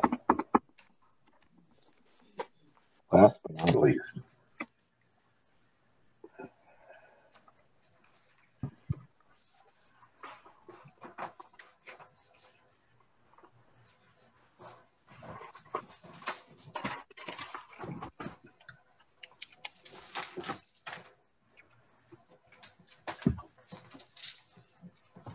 Andrew, are they in the waiting room? Yes, all three of them are currently waiting. Give it another minute.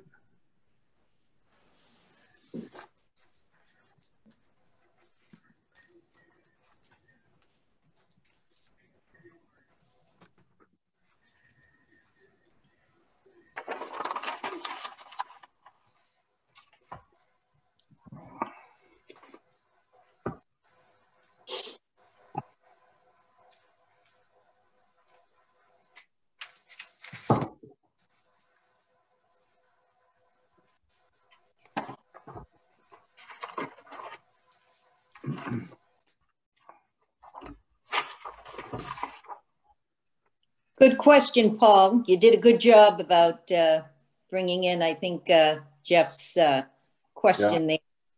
So you did a good job. Yeah, well, when we talk about references, I'll explain that later, okay? Yeah. Okay. Perfect. All right, Andrew, you can let them in. All right. They're joining now.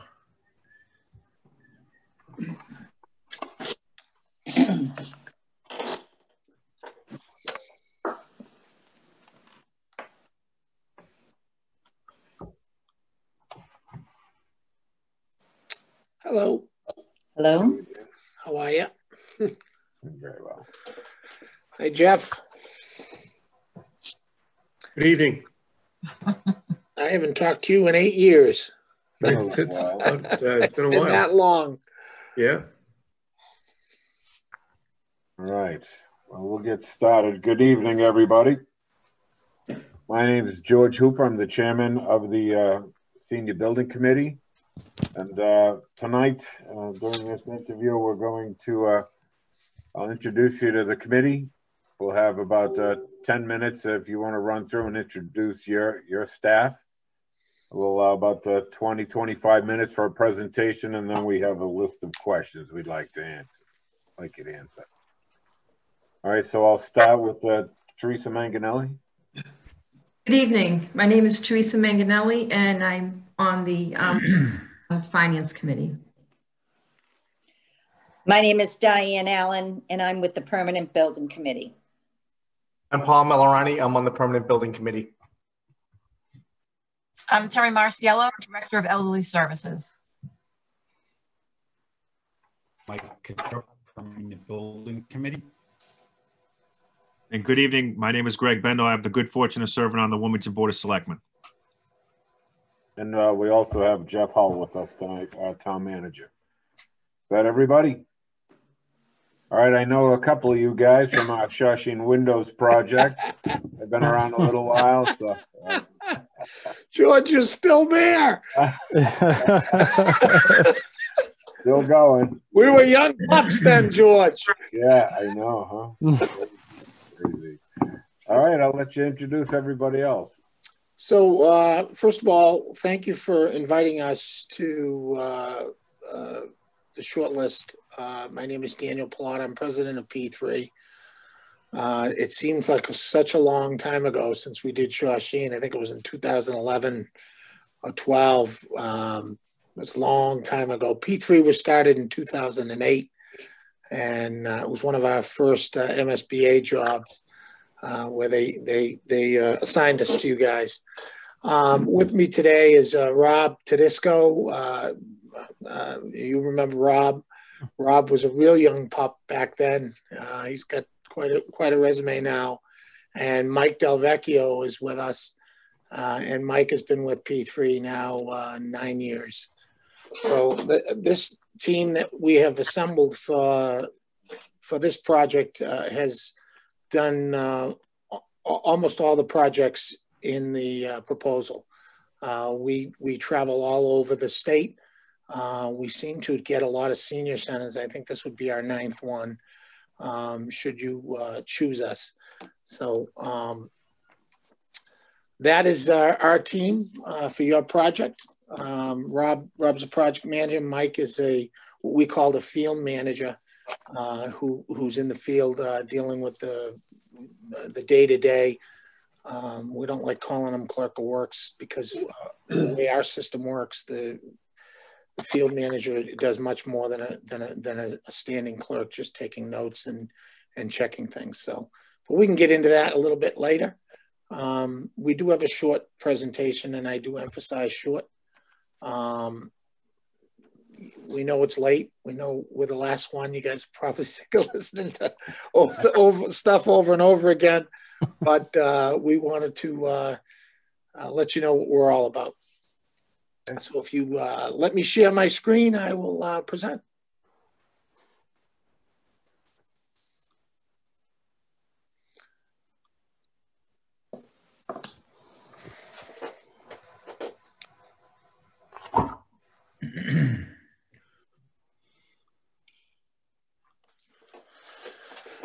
So as I had indicated, we are P3. The firm was started in 2008, late 2008, by the three principals, Brad McKenzie, myself, and Steve Habib. All three of us are 1/3 owners of P3, and the staff listed below are people that would most likely be on your project at one point or another. Mike, Rob, and I will be on the project for as much time as necessary to complete the task. We take the OPM role extremely serious. You guys are a permanent building committee, so I don't need to go down the drill of what an OPM does, but creating that cohesive team between architect, contractor, and OPM is vital to having a successful project. And that not only means the qualifications of the firm, but the psychology of the firm. You have to like us, we have to like you. We have to like the architect, and together as a team, we have to make sure that the contractor does his job. We read what we could read about your project. Like every other community that we've done a senior center in, your elderly population is growing and your senior center has not. You need a new senior center. Your 8,300 square foot senior center is obviously not adequate for the size of the town of Wilmington. We have currently finishing one in Ludlow and recently finished one in Westfield. Both communities are similar, if not a little bit larger than Wilmington. Your project needs coming out of your RFQ, site selection, feasibility, town meeting approval, and all the little nuances to make a senior center work. The most important step, obviously, as far as we're concerned, is the selection of the architect and the site. The way we approach selecting a designer is, obviously, we'll follow Chapter 7. We will qualify the designer, since Chapter 7 is a qualification process.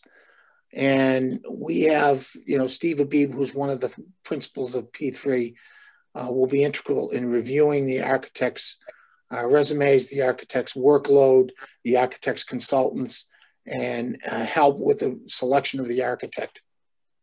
We want to make sure that the architect is not only qualified, because most of them that apply will be technically qualified, but might not necessarily fit with the town of Wilmington. It'll be our responsibility to do the pluses and the minuses for you guys and let you make a decision on which direction you want to go. Some styles just don't fit with some towns. In the feasibility study portion, you indicate that there's 4 sites that you're looking to immediately review with the possibility of other sites. We have done site selection on probably three of the 8 projects that we've had to do.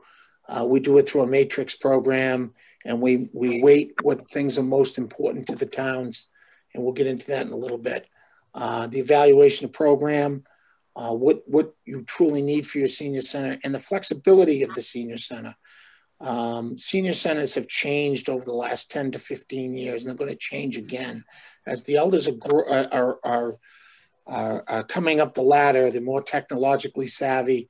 It's more than just a gathering space for seniors. It's physical education, it's education and socialization, and all of those things come together with the program that your director has for her senior center now, and things that she doesn't have in the senior center and that the town of Wilmington will need in the near future. And obviously, the facility has to be 100% ADA compliant, as well as a little extra care put into colorization and materials for differentiation for the patrons. It's nice to have a pretty building, but if the pretty building doesn't have the differentiated colors and spaces and floor materials, it can be hard for those that have some sort of setbacks. Rob, you want to talk about site selection, since you recently went through this? Sure. So obviously site selection is #1 task after designer selection in this process, or in this project rather. And site selection can be a pretty challenging thing. And we really try up front to make it as simple and as clear as possible. Normally how we start this process would be just an open discussion, an open brainstorming of what the committee feels are, high importance, or maybe even low importance, but we kind of throw everything on the table. And most often than not, what we come up with on the final matrix, the final criteria of how we weigh these different sites are some of the items listed on the screen here. Accessibility to the site, what's the vehicular impacts, can there be, is the access wide enough for public transportation if you had such a thing, or buses? Is there pedestrian access from other key municipal buildings nearby? What is the distance between that site and the nearest key municipal building? If you wanted to have the building close by to town hall, that would be a factor. What's the nature of the land? Is it flat? What's the constructability of that? What's the size of it? What kind of green space would you be left with after our rough proposed footprint? Would that allow for any future expansion of the building down the road? What is the, do we have any insight on what the appetite for such a building would be from the abutters close by? Do you think we'd face some resistance there? So construction costs, which kind of comes from what's the nature of the land? Is it a flat slope? Is it a steep slope? Do we know of ledge? Site utilities, what's available in the street? Is there water? Is there sewer, gas, electrical? What's the distance that we have to run to grab those utilities on any of the 4 sites that are proposed? And master plan, what are the community goals? Kind of high level considerations of what the community is looking for. And it kind of harps back to, do we think the community is interested in having this building combined with town hall services? I know town hall is a considered site. Do we think that the appetite for that is higher than that of kind of excluding it downtown more? So those are the types of things that we talk about out loud at first, and we kind of narrow it down and agree on what are the key factors here to get on the formal matrix, and we decide what's the weight of those. And we kind of go through basically like a voting process on what we think each site is scored. So we'll narrow it down to, it's kind of similar to a designer selection. One site will likely rise higher than the others. And if there's an even score, then we break it down even more.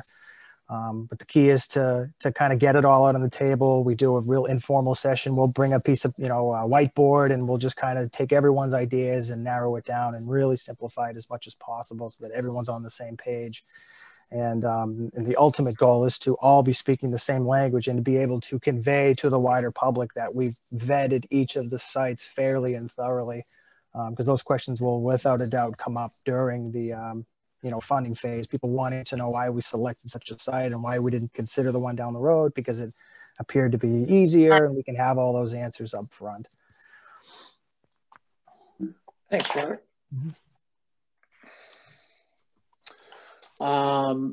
Cost-cutting measures, value engineering of those things.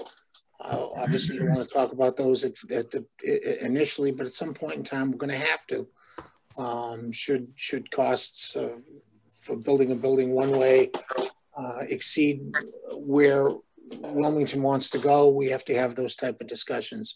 We have done savings on every single job we've ever had, and on some jobs we've added. The Ludlow Senior Center, we actually added things in because they wanted to add things in. They didn't want to cut anything. So it's up to each individual town where you want to go, where you don't want to go. But we are there to help with anything related to budgeting and savings and constructability, and at the beginning, before the architect gets too far down the line. Town meeting approval. I've been in public service for 27 years, and fortunately my term ends in January, which I'm going to do a jig over my last term. But I've probably been to hundreds of town meetings, I've presented to 31 towns to date. I've only lost one vote, and it was a vote we didn't want to take because the town wasn't ready to take the vote, but they didn't take the advice of the architect or the OPM, and they went forward with the vote. Other than that, we have a perfect record at town meeting, and we have a perfect record with debt exclusions should the town not be able to afford it within their levy limit. Like all OPMs, schedule and budget are key. We live by a schedule. We'll create a schedule for the permanent building committee, and we will make sure that that schedule is followed. You have dates that can't move, town meetings, elections, and it's our job to make sure the team meets those dates. And if it means that we have to call special meetings, we'll call special meetings. If it means we have to lean on the designer to go faster, we'll lean on the designer to go faster. It is not uncommon for any of us at P3 to bop in a designer's office to make sure that our projects are on their boards and what they're working on. We don't take an email or a phone call as an answer. We want to see it. We want to touch it. We want to feel it. Same with when we get to construction. When we visit where the steel is being made, we visit where the millwork's being made. We want to make sure that nothing on the schedule gets tossed behind, because the schedule is money. Time is money, and in this business, when you're off schedule, it costs money, and we can't go back to town meeting after we've gotten our vote. We've never had a project go back to town meeting and ask for an additional appropriation, and Wilmington will not be P3's first. This is an example of scheduling.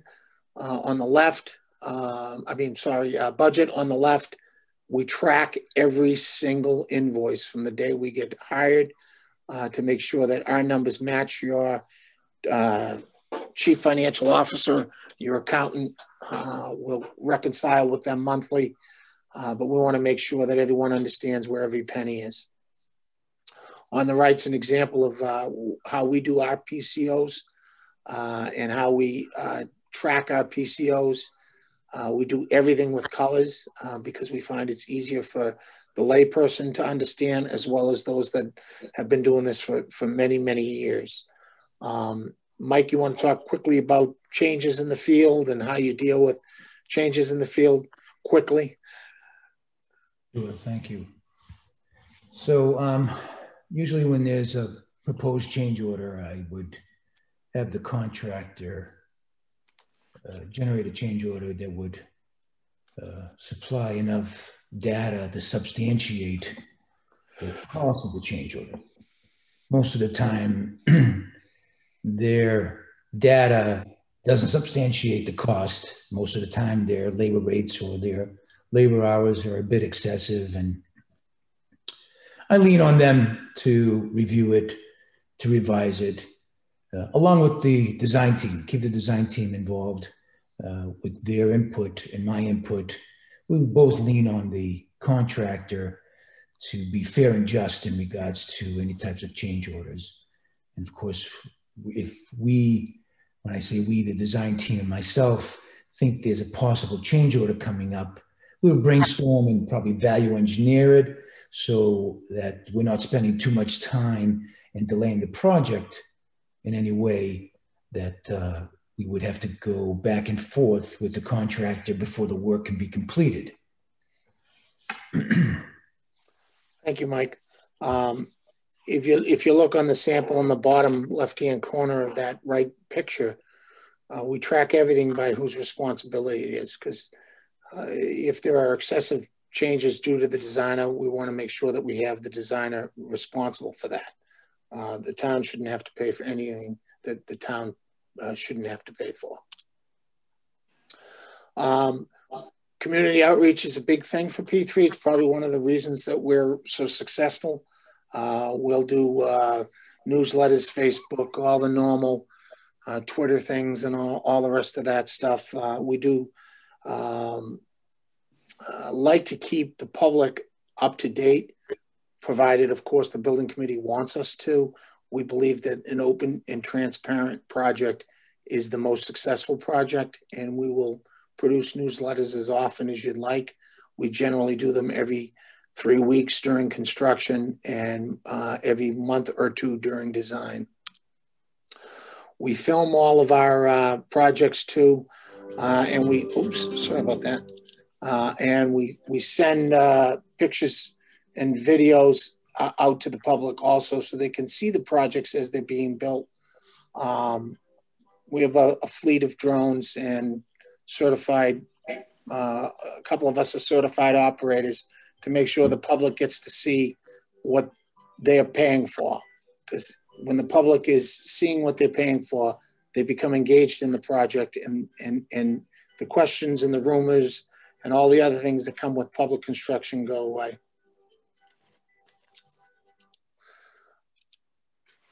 Our history with senior centers is pretty, as I indicated, is pretty lengthy. We just finished Falmouth. Unfortunately, Falmouth was completed 2 weeks before the pandemic and never opened. And to this date, it's not open. It's providing meals, but it still hasn't opened, sadly. And boy, do they need a senior center in Falmouth. It took 12 months, 17,000 square feet with $9.5 million. We're currently wrapping up Ludlow, 18,000 square feet, 9.8 million single-story building on an old mill site. This is the rear of it. Again, hopefully it'll open up soon. God willing, the pandemic will go away, and the residents of Ludlow will get what they paid for. We built a 20,000 square foot Westfield Senior Center. Interestingly, we didn't do the design portion of this one. The OPM that was on this project was completed their schematic design and design development and brought it to bidding. And the mayor asked for a change and asked us, we were doing other projects in the city, if we would take it over. And we were fortunate to be the lucky ones to build this beautiful building. City of Greenfield hired us to do the John Zahn Community Center. Most of the communities that we have worked in have brought us back. We're hoping that Wilmington's the next one to bring us back. The John Zahn Community Center is designed as a senior center. At the last minute, the city council changed the name to the community center. They use it at night for meetings. It is not a true community center where you have multi-generational using one building. Rockland Senior Center was our second one that we built. Probably one of the more challenging ones because it had no budget. But it had a free site, and we had a designer that didn't want to listen to the OPM, but by the time they listened to the OPM, we brought it in under budget. We had to rebid the file subbids twice because they didn't listen about the HVAC systems. When we were done redesigning the HVAC systems, the project came in perfectly. And our first senior center was in Kingston, Massachusetts. But John Catlin, those of you that are in senior centers know John speaks to the senior community a lot about design. He's probably one of the better designers of senior centers. He's been on most of our projects, but he's the only one we've worked with him is in Kingston. And before I get to questions, I just wanted to briefly thank you once again. And, we know that you have three other rather large firms. We're not a large firm. We're the smallest of the firms that you interviewed. But I can guarantee you without a doubt, there won't be a change in personnel and that you'll get the president of the company at all your meetings. And you'll get unbelievable devotion and satisfaction by choosing P3, and we will work our tails off to make this the best senior center in the North Shore. All right. With that, I'll take your questions, George. Fire away. For a short presentation, you did touch on a lot of things, so very good presentation, and it was quick. All right, you did touch upon it. For these type of projects, community center is the senior center in our community is very important. Could you give us some of your experience for the public outreach, what you did to garner some support, and describe what you've done to get information out to the public and the communications for the department, just so the residents understand? So, yeah, each community is different, believe it or not. I know that we all think our communities are are similar, but they're not. So each community has a different way of wanting to get information out. We're doing more and more electronically. Our newsletters are now electronic, and we embed the video in the electronics when we're in construction. As we're leading up to a vote, we'll be including designers' drawings, frequently asked questions, tax impact sheets, all of the things that a taxpayer would want to see. But the actual content is going to come from you guys. It's your building, it's your town, it's your politics. We're the vehicle to get it out. We'll present it and market it to a point where it has the same branding all the way through, but it's truly what Wilmington is best for Wilmington, because we've done it all. We've done Facebook, we've done electronic newsletters, we've done trifold mailers, we've done pick it up at the library and the senior center. We've done as many things as you can think about. Recently, we've done more electronics than we have been paper, and we find that people are more conscious of that, but not all residents have access to computers yet. And it's important that you have both. But we'll do whatever you want us to do. Megan Tuttle, who's on the RFQ, does all of our marketing and puts together all the presentations, including the one that you just saw, because I couldn't tell you how that thing goes together. I just hit the play button. I'm not going to pretend I'm that guy. But you did mention drone use too. I'd like you to. Yeah. Oh no, Rob and I and Nick are fluent in drones. Mike crashed his. So go ahead, Mike. Deny it. But the truth of the matter is, that's post election. We'll drone the site prior to, so that the residents have a general idea, and we can superimpose where the building footprint's going to go, and do things of that nature, because we did do that in Ludlow. Mm-hmm. So there's a lot of things we can do with technology, but actually dispersing the information is going to be a group effort. All right, very good. Thank you. Our next question is going to come from Teresa Manganelli. Thank you very much for a great presentation. As an OPM, which criteria do you feel are the most important in the selection of an OPM for our project in Wilmington?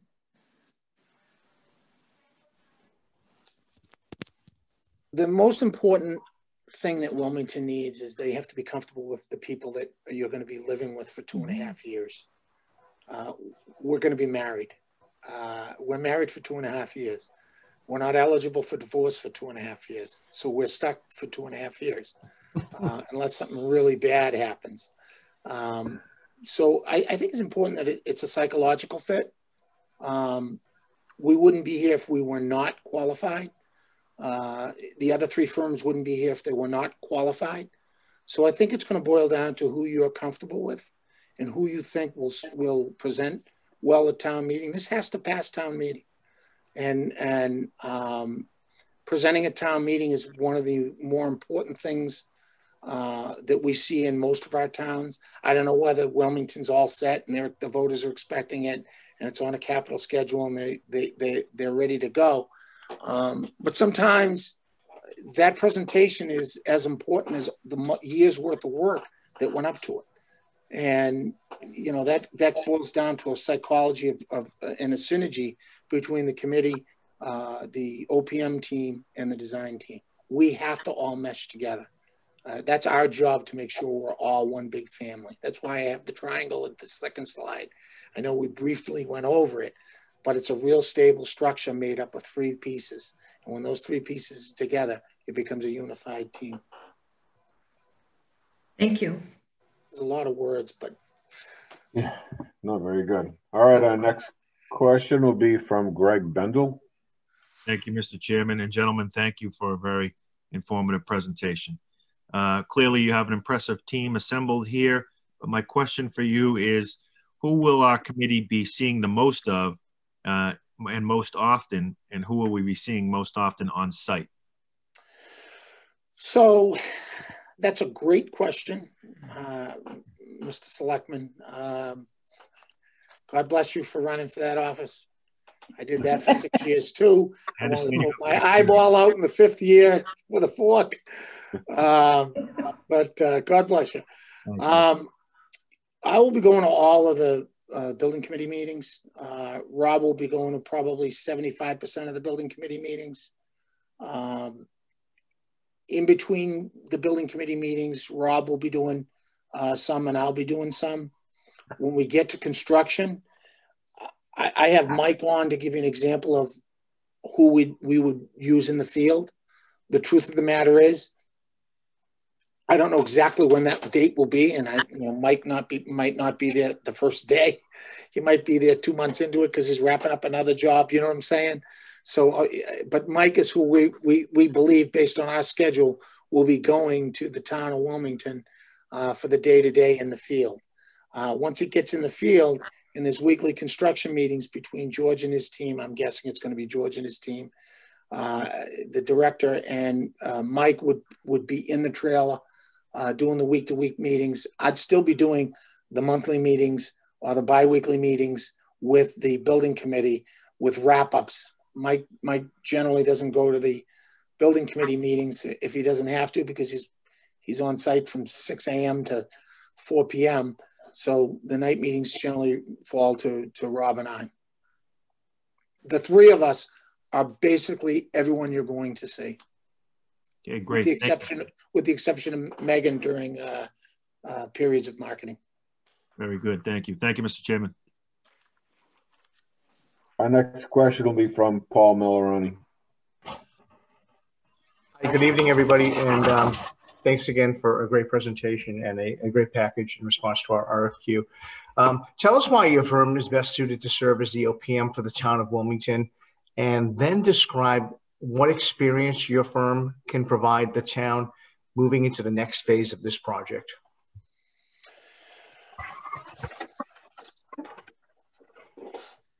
To answer that question, I have to do a little generalization. The OPM field is a relatively new field in Massachusetts. The Construction Reform Act passed in 2004.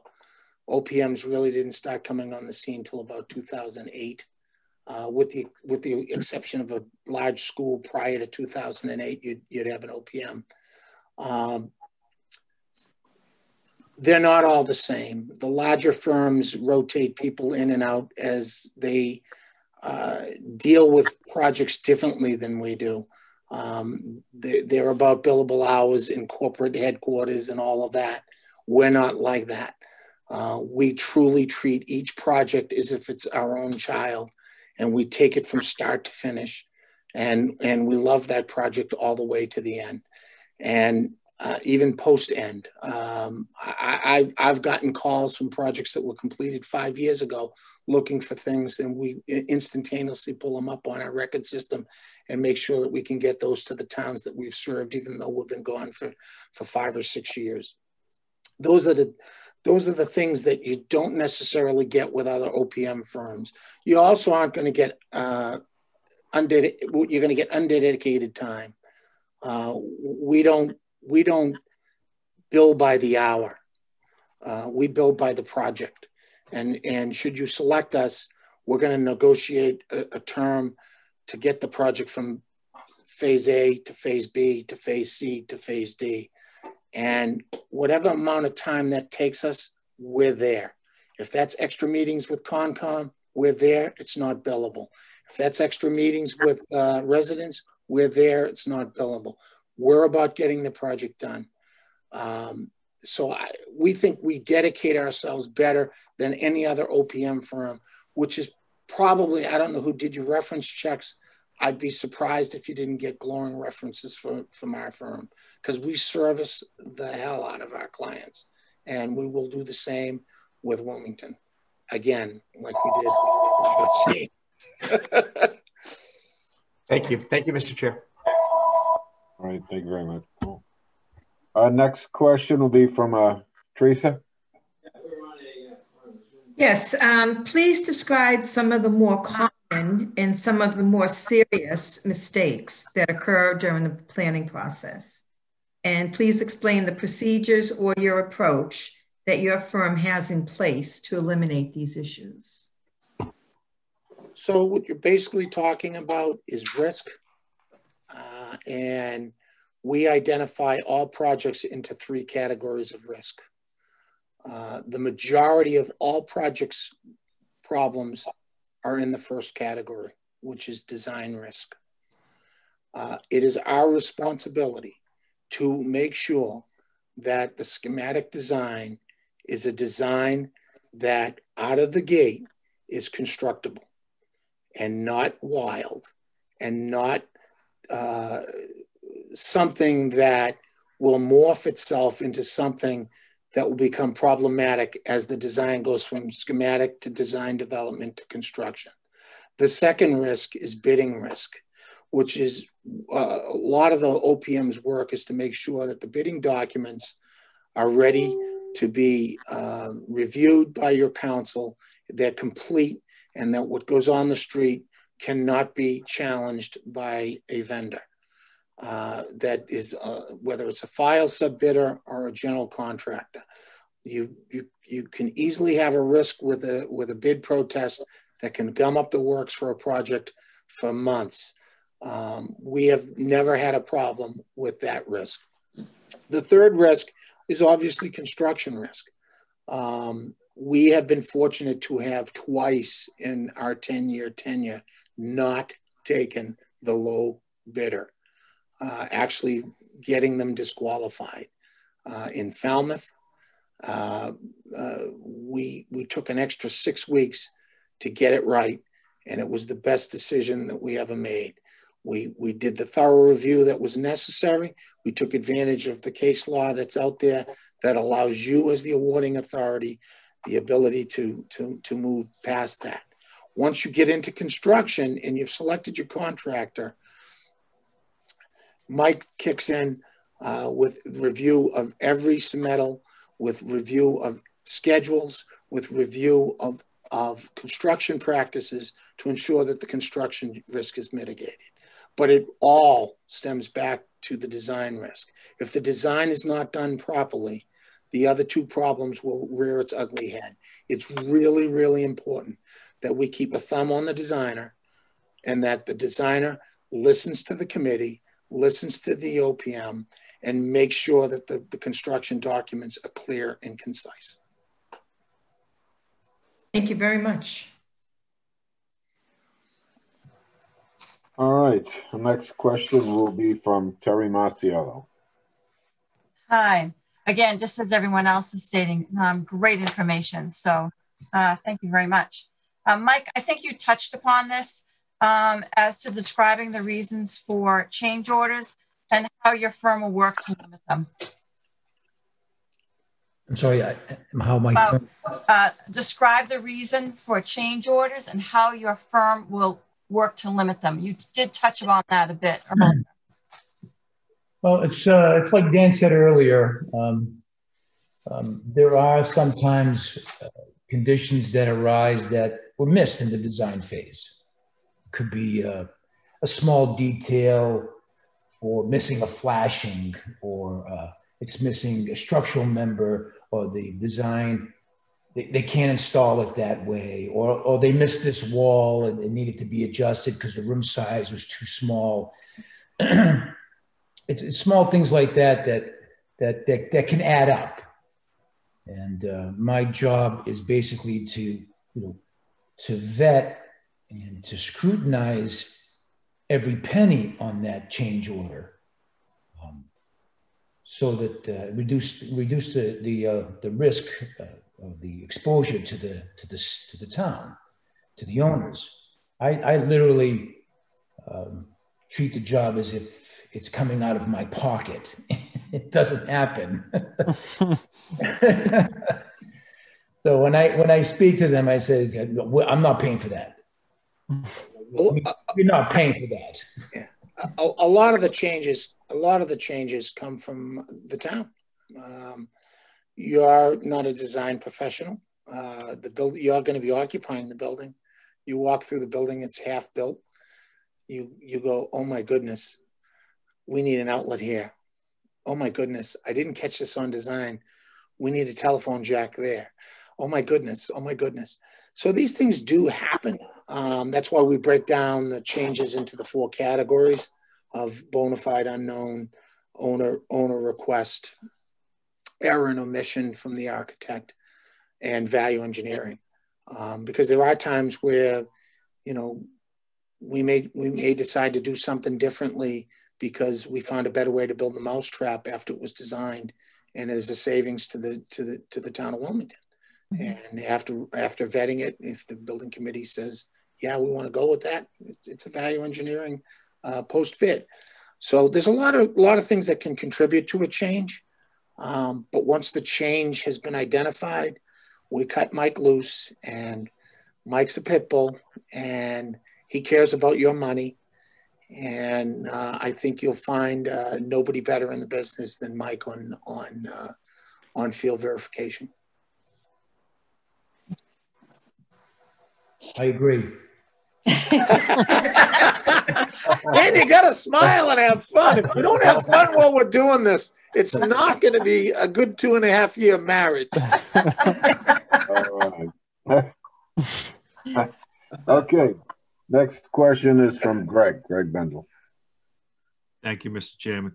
Gentlemen, my second question for you tonight is if you could describe for us a difficult situation you've had on a project and how you'd resolve the issues to move forward. All of our projects are perfect. Thank you. No, just kidding. Actually, we've had a couple of real difficult ones. I'd like to give you one in design and one in construction, if I may, Selectman. The design one, I'm going to go back to Rockland. We begged them not to go with an HVAC system that was way too complex and way beyond what the town could operate. Never mind afford. The file sub bids came in. They came in $480,000 over budget. $400,000 of it was in HVAC. We had in the contract for the architect that they had to redesign if it came in over budget. We didn't even take the general contractor's bids. We forced them to redesign it. 3 weeks later, we were back out on the street with a new HVAC design that we had input on, and that center's now been open for 6-7 years without an HVAC problem and $400,000 cheaper. But that was a scary moment for the committee and the town, and required us to all get in a room, not finger point, not blame, but be a team and solve the problem. And we solved the problem. In construction, I'd have to say, usually it's an unknown that we have to stop and think about. We actually did a job where we did 12 borings, and we were really excited about the ground. One of the borings was literally in the center of the donut, and around the donut was ledge. We literally hit dead center in this donut. So everyone thought it was sand and gravel, and it wasn't. It was ledge. So we stopped. We assessed what it would cost to break out the ledge. We assessed what it would cost to pin it.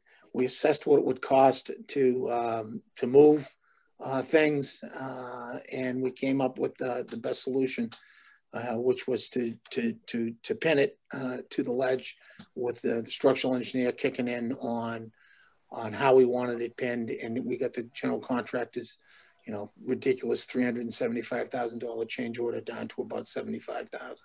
But it requires, again, that teamwork and that trust between all the parties to mitigate a problem like that. Great. Thank you very much. Thank you, Mr. Chairman. The next question is from Terry Marciello. So in our current situation with the pandemic, obviously you're seeing with your senior centers that you made, and some of them can't get into, more concentration is the use of the inside, the public building itself, and also the outside. How would you incorporate these considerations in design and function to a building to ensure the ability to use space? A couple of things. First of all, we don't design. We're not allowed to design. Our job is to make sure what is designed correctly and affordable and gets constructed correctly. So it would probably be our responsibility to make sure that the programming in the beginning has those spaces. We haven't done a senior center, with the exception of Kingston, that doesn't have an outdoor component. They're all different. Each town has different programming needs, but they are all flexible. The outdoor space is a necessity, not only because of COVID, but because seniors want to be outdoors. They don't want to be cooped up in a building all day.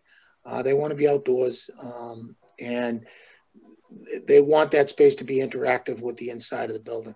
But it goes back to the flexibility of a space. Ludlow, the chairman is a billiards player. We had to build an oversized billiards room that as soon as he stops playing billiards, it's going to become a games room. And billiards is going to move to a smaller room where it belongs.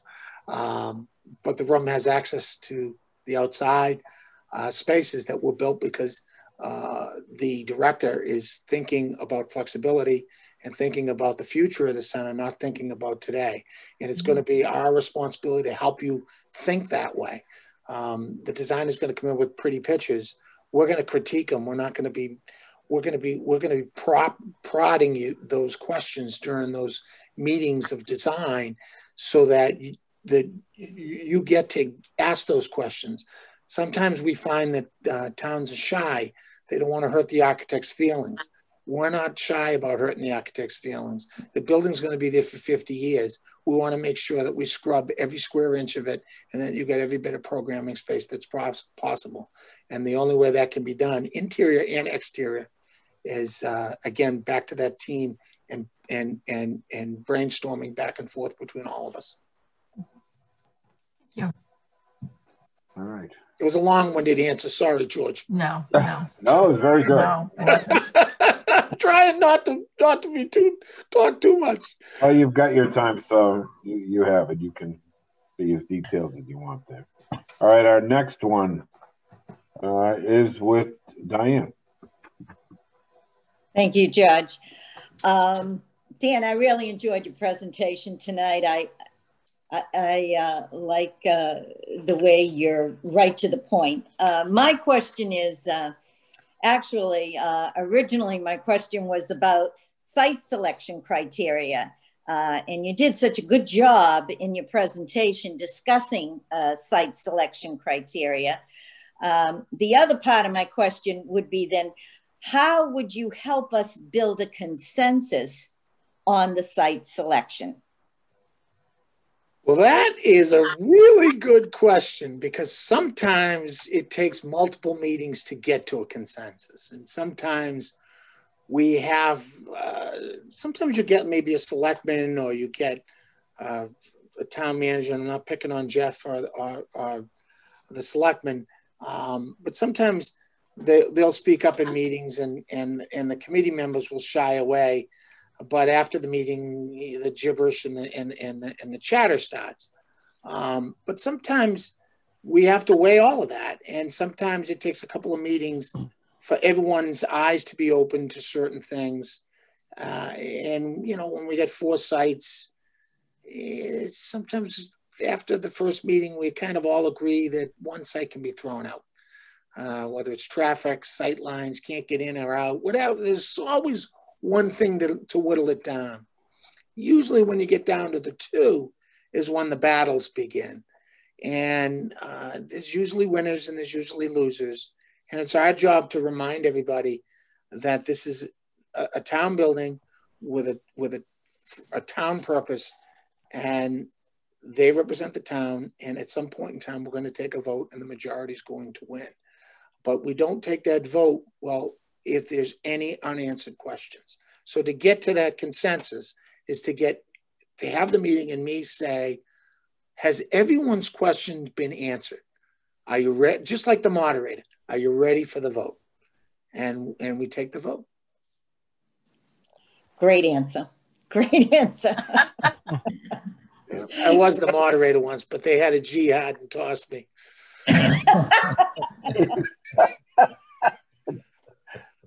Yeah. Well, I get to ask the last question too. If you're chosen as the OPM, how will you assist in hiring a firm for the study and the schematic design? And what experience or criteria should we be looking for in an architect to perform those duties? That is a really, really good question. There's the standard language in Chapter 7 and in an RFP and what an architect needs to be, how many years experience, how many senior centers have you done, and so on and so forth. What we have always found happens is once we get past who's qualified, we start digging into styles. We start digging into what they cost. We start digging into the problems with their documents, the percentage of change orders. All of those things start having a play and should start having a way in with the committee. I mean, we may have, you know, I can tell you that we've worked with, I think, 5 different senior center designers. They are not all the same. They all created a building with a big multi-purpose room and a kitchen and a bunch of small spaces, but every single building is different. And I think we have to find the one that Wilmington needs for Wilmington's needs. And that is not something that I can do in a 30-second soundbite answer. It's something that takes interview time with you guys to understand where you want to go so that we can put some qualifications in that RFP to help us steer in that direction when we're ranking those that we're going to interview. Once we interview, I think it's like the OPM. We're married for 2.5 years. If you're not going to get along with P3 and you think that we're not right for Wilmington, you should pick one of the big firms and not P3. The same thing's going to occur with the architect. We have to find a way to make that synergy work and get that triangle. And it's really, really important that during design, we're all talking and speaking the same language and that the program is being listened to. Real important that the program is being listened to. The director knows what she needs for the seniors. She doesn't have it visualized on plan. That's the designer's responsibility. But once it's visualized on plan, she's going to know, yeah, I have this breakout room. I have this room for this group. I have my dance studio. I have my outdoor classes. I have my multi-purpose room. I have my Meals on Wheels. I have my outreach for doctor's appointments, my volunteers section. All those things have to come together and still be flexible for the future. And some designers have it and some designers don't. I'd agree. Thank you. I hope none of you guys are designers.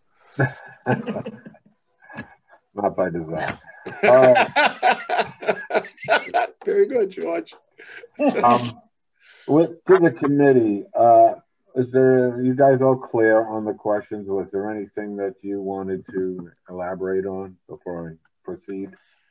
No, I mean, we obviously think... I got a question for you, Dan. So, is there anything that we didn't ask you, or is there something that we didn't discuss that you feel is important? So you have the experience. Is there something that a question we didn't ask that you thought we should have? You know? I think you hit on everything. I think I would have talked a little more about programming and integrating programming. I touched on it a few times because the design comes from programming, and I think it's really important. I don't know the structure of Wilmington as well as maybe some of the other OPMs, but I can tell you that sometimes a permanent building committee may not necessarily look at the end user's needs and sometimes looks at it as just a structure. When there's an integration of that programming that has to happen. and that interchange of those ideas between the two groups the end user and the permanent building committee need to be intertwined. All right. All right. If there's nothing else. Well, do I get a closing statement? This is like you the debates. This is like the debates. You have time. I won't interrupt anybody. I promise. You have a few minutes to ramble on. No, I just want to thank everybody and thank you all for your thoughtful questions. And we don't go after every project. We don't submit every RFP that comes out in the Central Register. We pick and choose where we want to go. And, you know, I was sincere when I said we are selected back in most of our communities that we've worked in. We are on our 7th project in Westfield. We're on our 4th project in Greenfield. We did 3 projects in Kingston, 2 projects in Hanover. I mean, I can go on and on and on. And we don't get that because of anything other than the fact that we work really hard for you guys to make your lives easier. And, you know, my goal is to not have you, George, calling me ever. If you don't call me, I know we're doing a good job. If you're calling me, then I know I have to step it up. And I know I'll be talking to Jeff when it's legal bound. So that's it. We wish you well with your deliberations. Nice seeing you guys. And it's good to see you again. Yep. And hopefully we'll be seeing a lot of you. If not, we wish you well with your project. And to the selectmen, God bless you again. No good deed goes unpunished. Oh. I'm the lucky one. All righty. Thanks, everybody. Thank you. All right. Thank you, guys. Thank Thanks you so for much. the great presentation. Thank you. Thank you.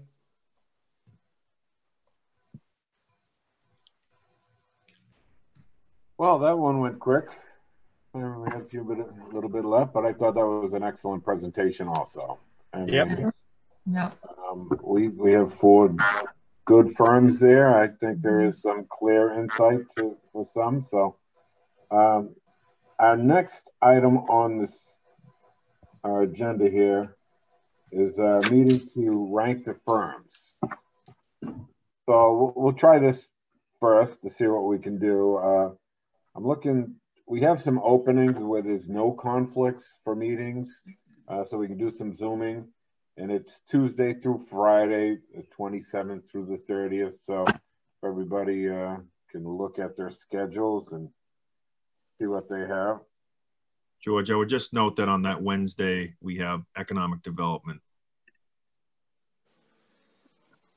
Okay. I can do Tuesday or Thursday. Likewise. Same here.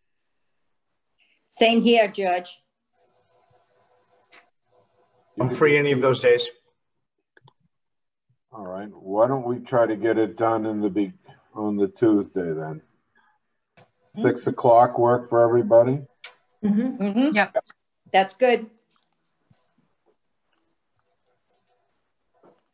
27th, George? What's that? That's the 27th? Correct, Tuesday the 27th. Okay. Well, that was easy. And just to review as to what we should be bringing at that meeting, we'd be ranking, but is that the same time the calls of references that we did also time right. for discussion? You want to bring your references because not everybody called everybody.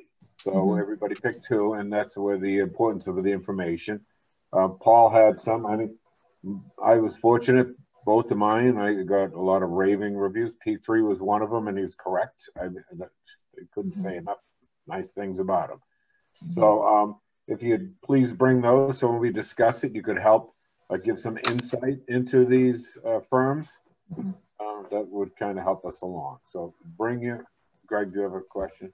Yeah, thank you. Mr. Chair, would you be expecting after we rank order them to take a vote? If there's a clear vote, I would, yeah, I think that we'd be able to take a vote, and I'd be making a recommendation to the town manager. Okay, thank you.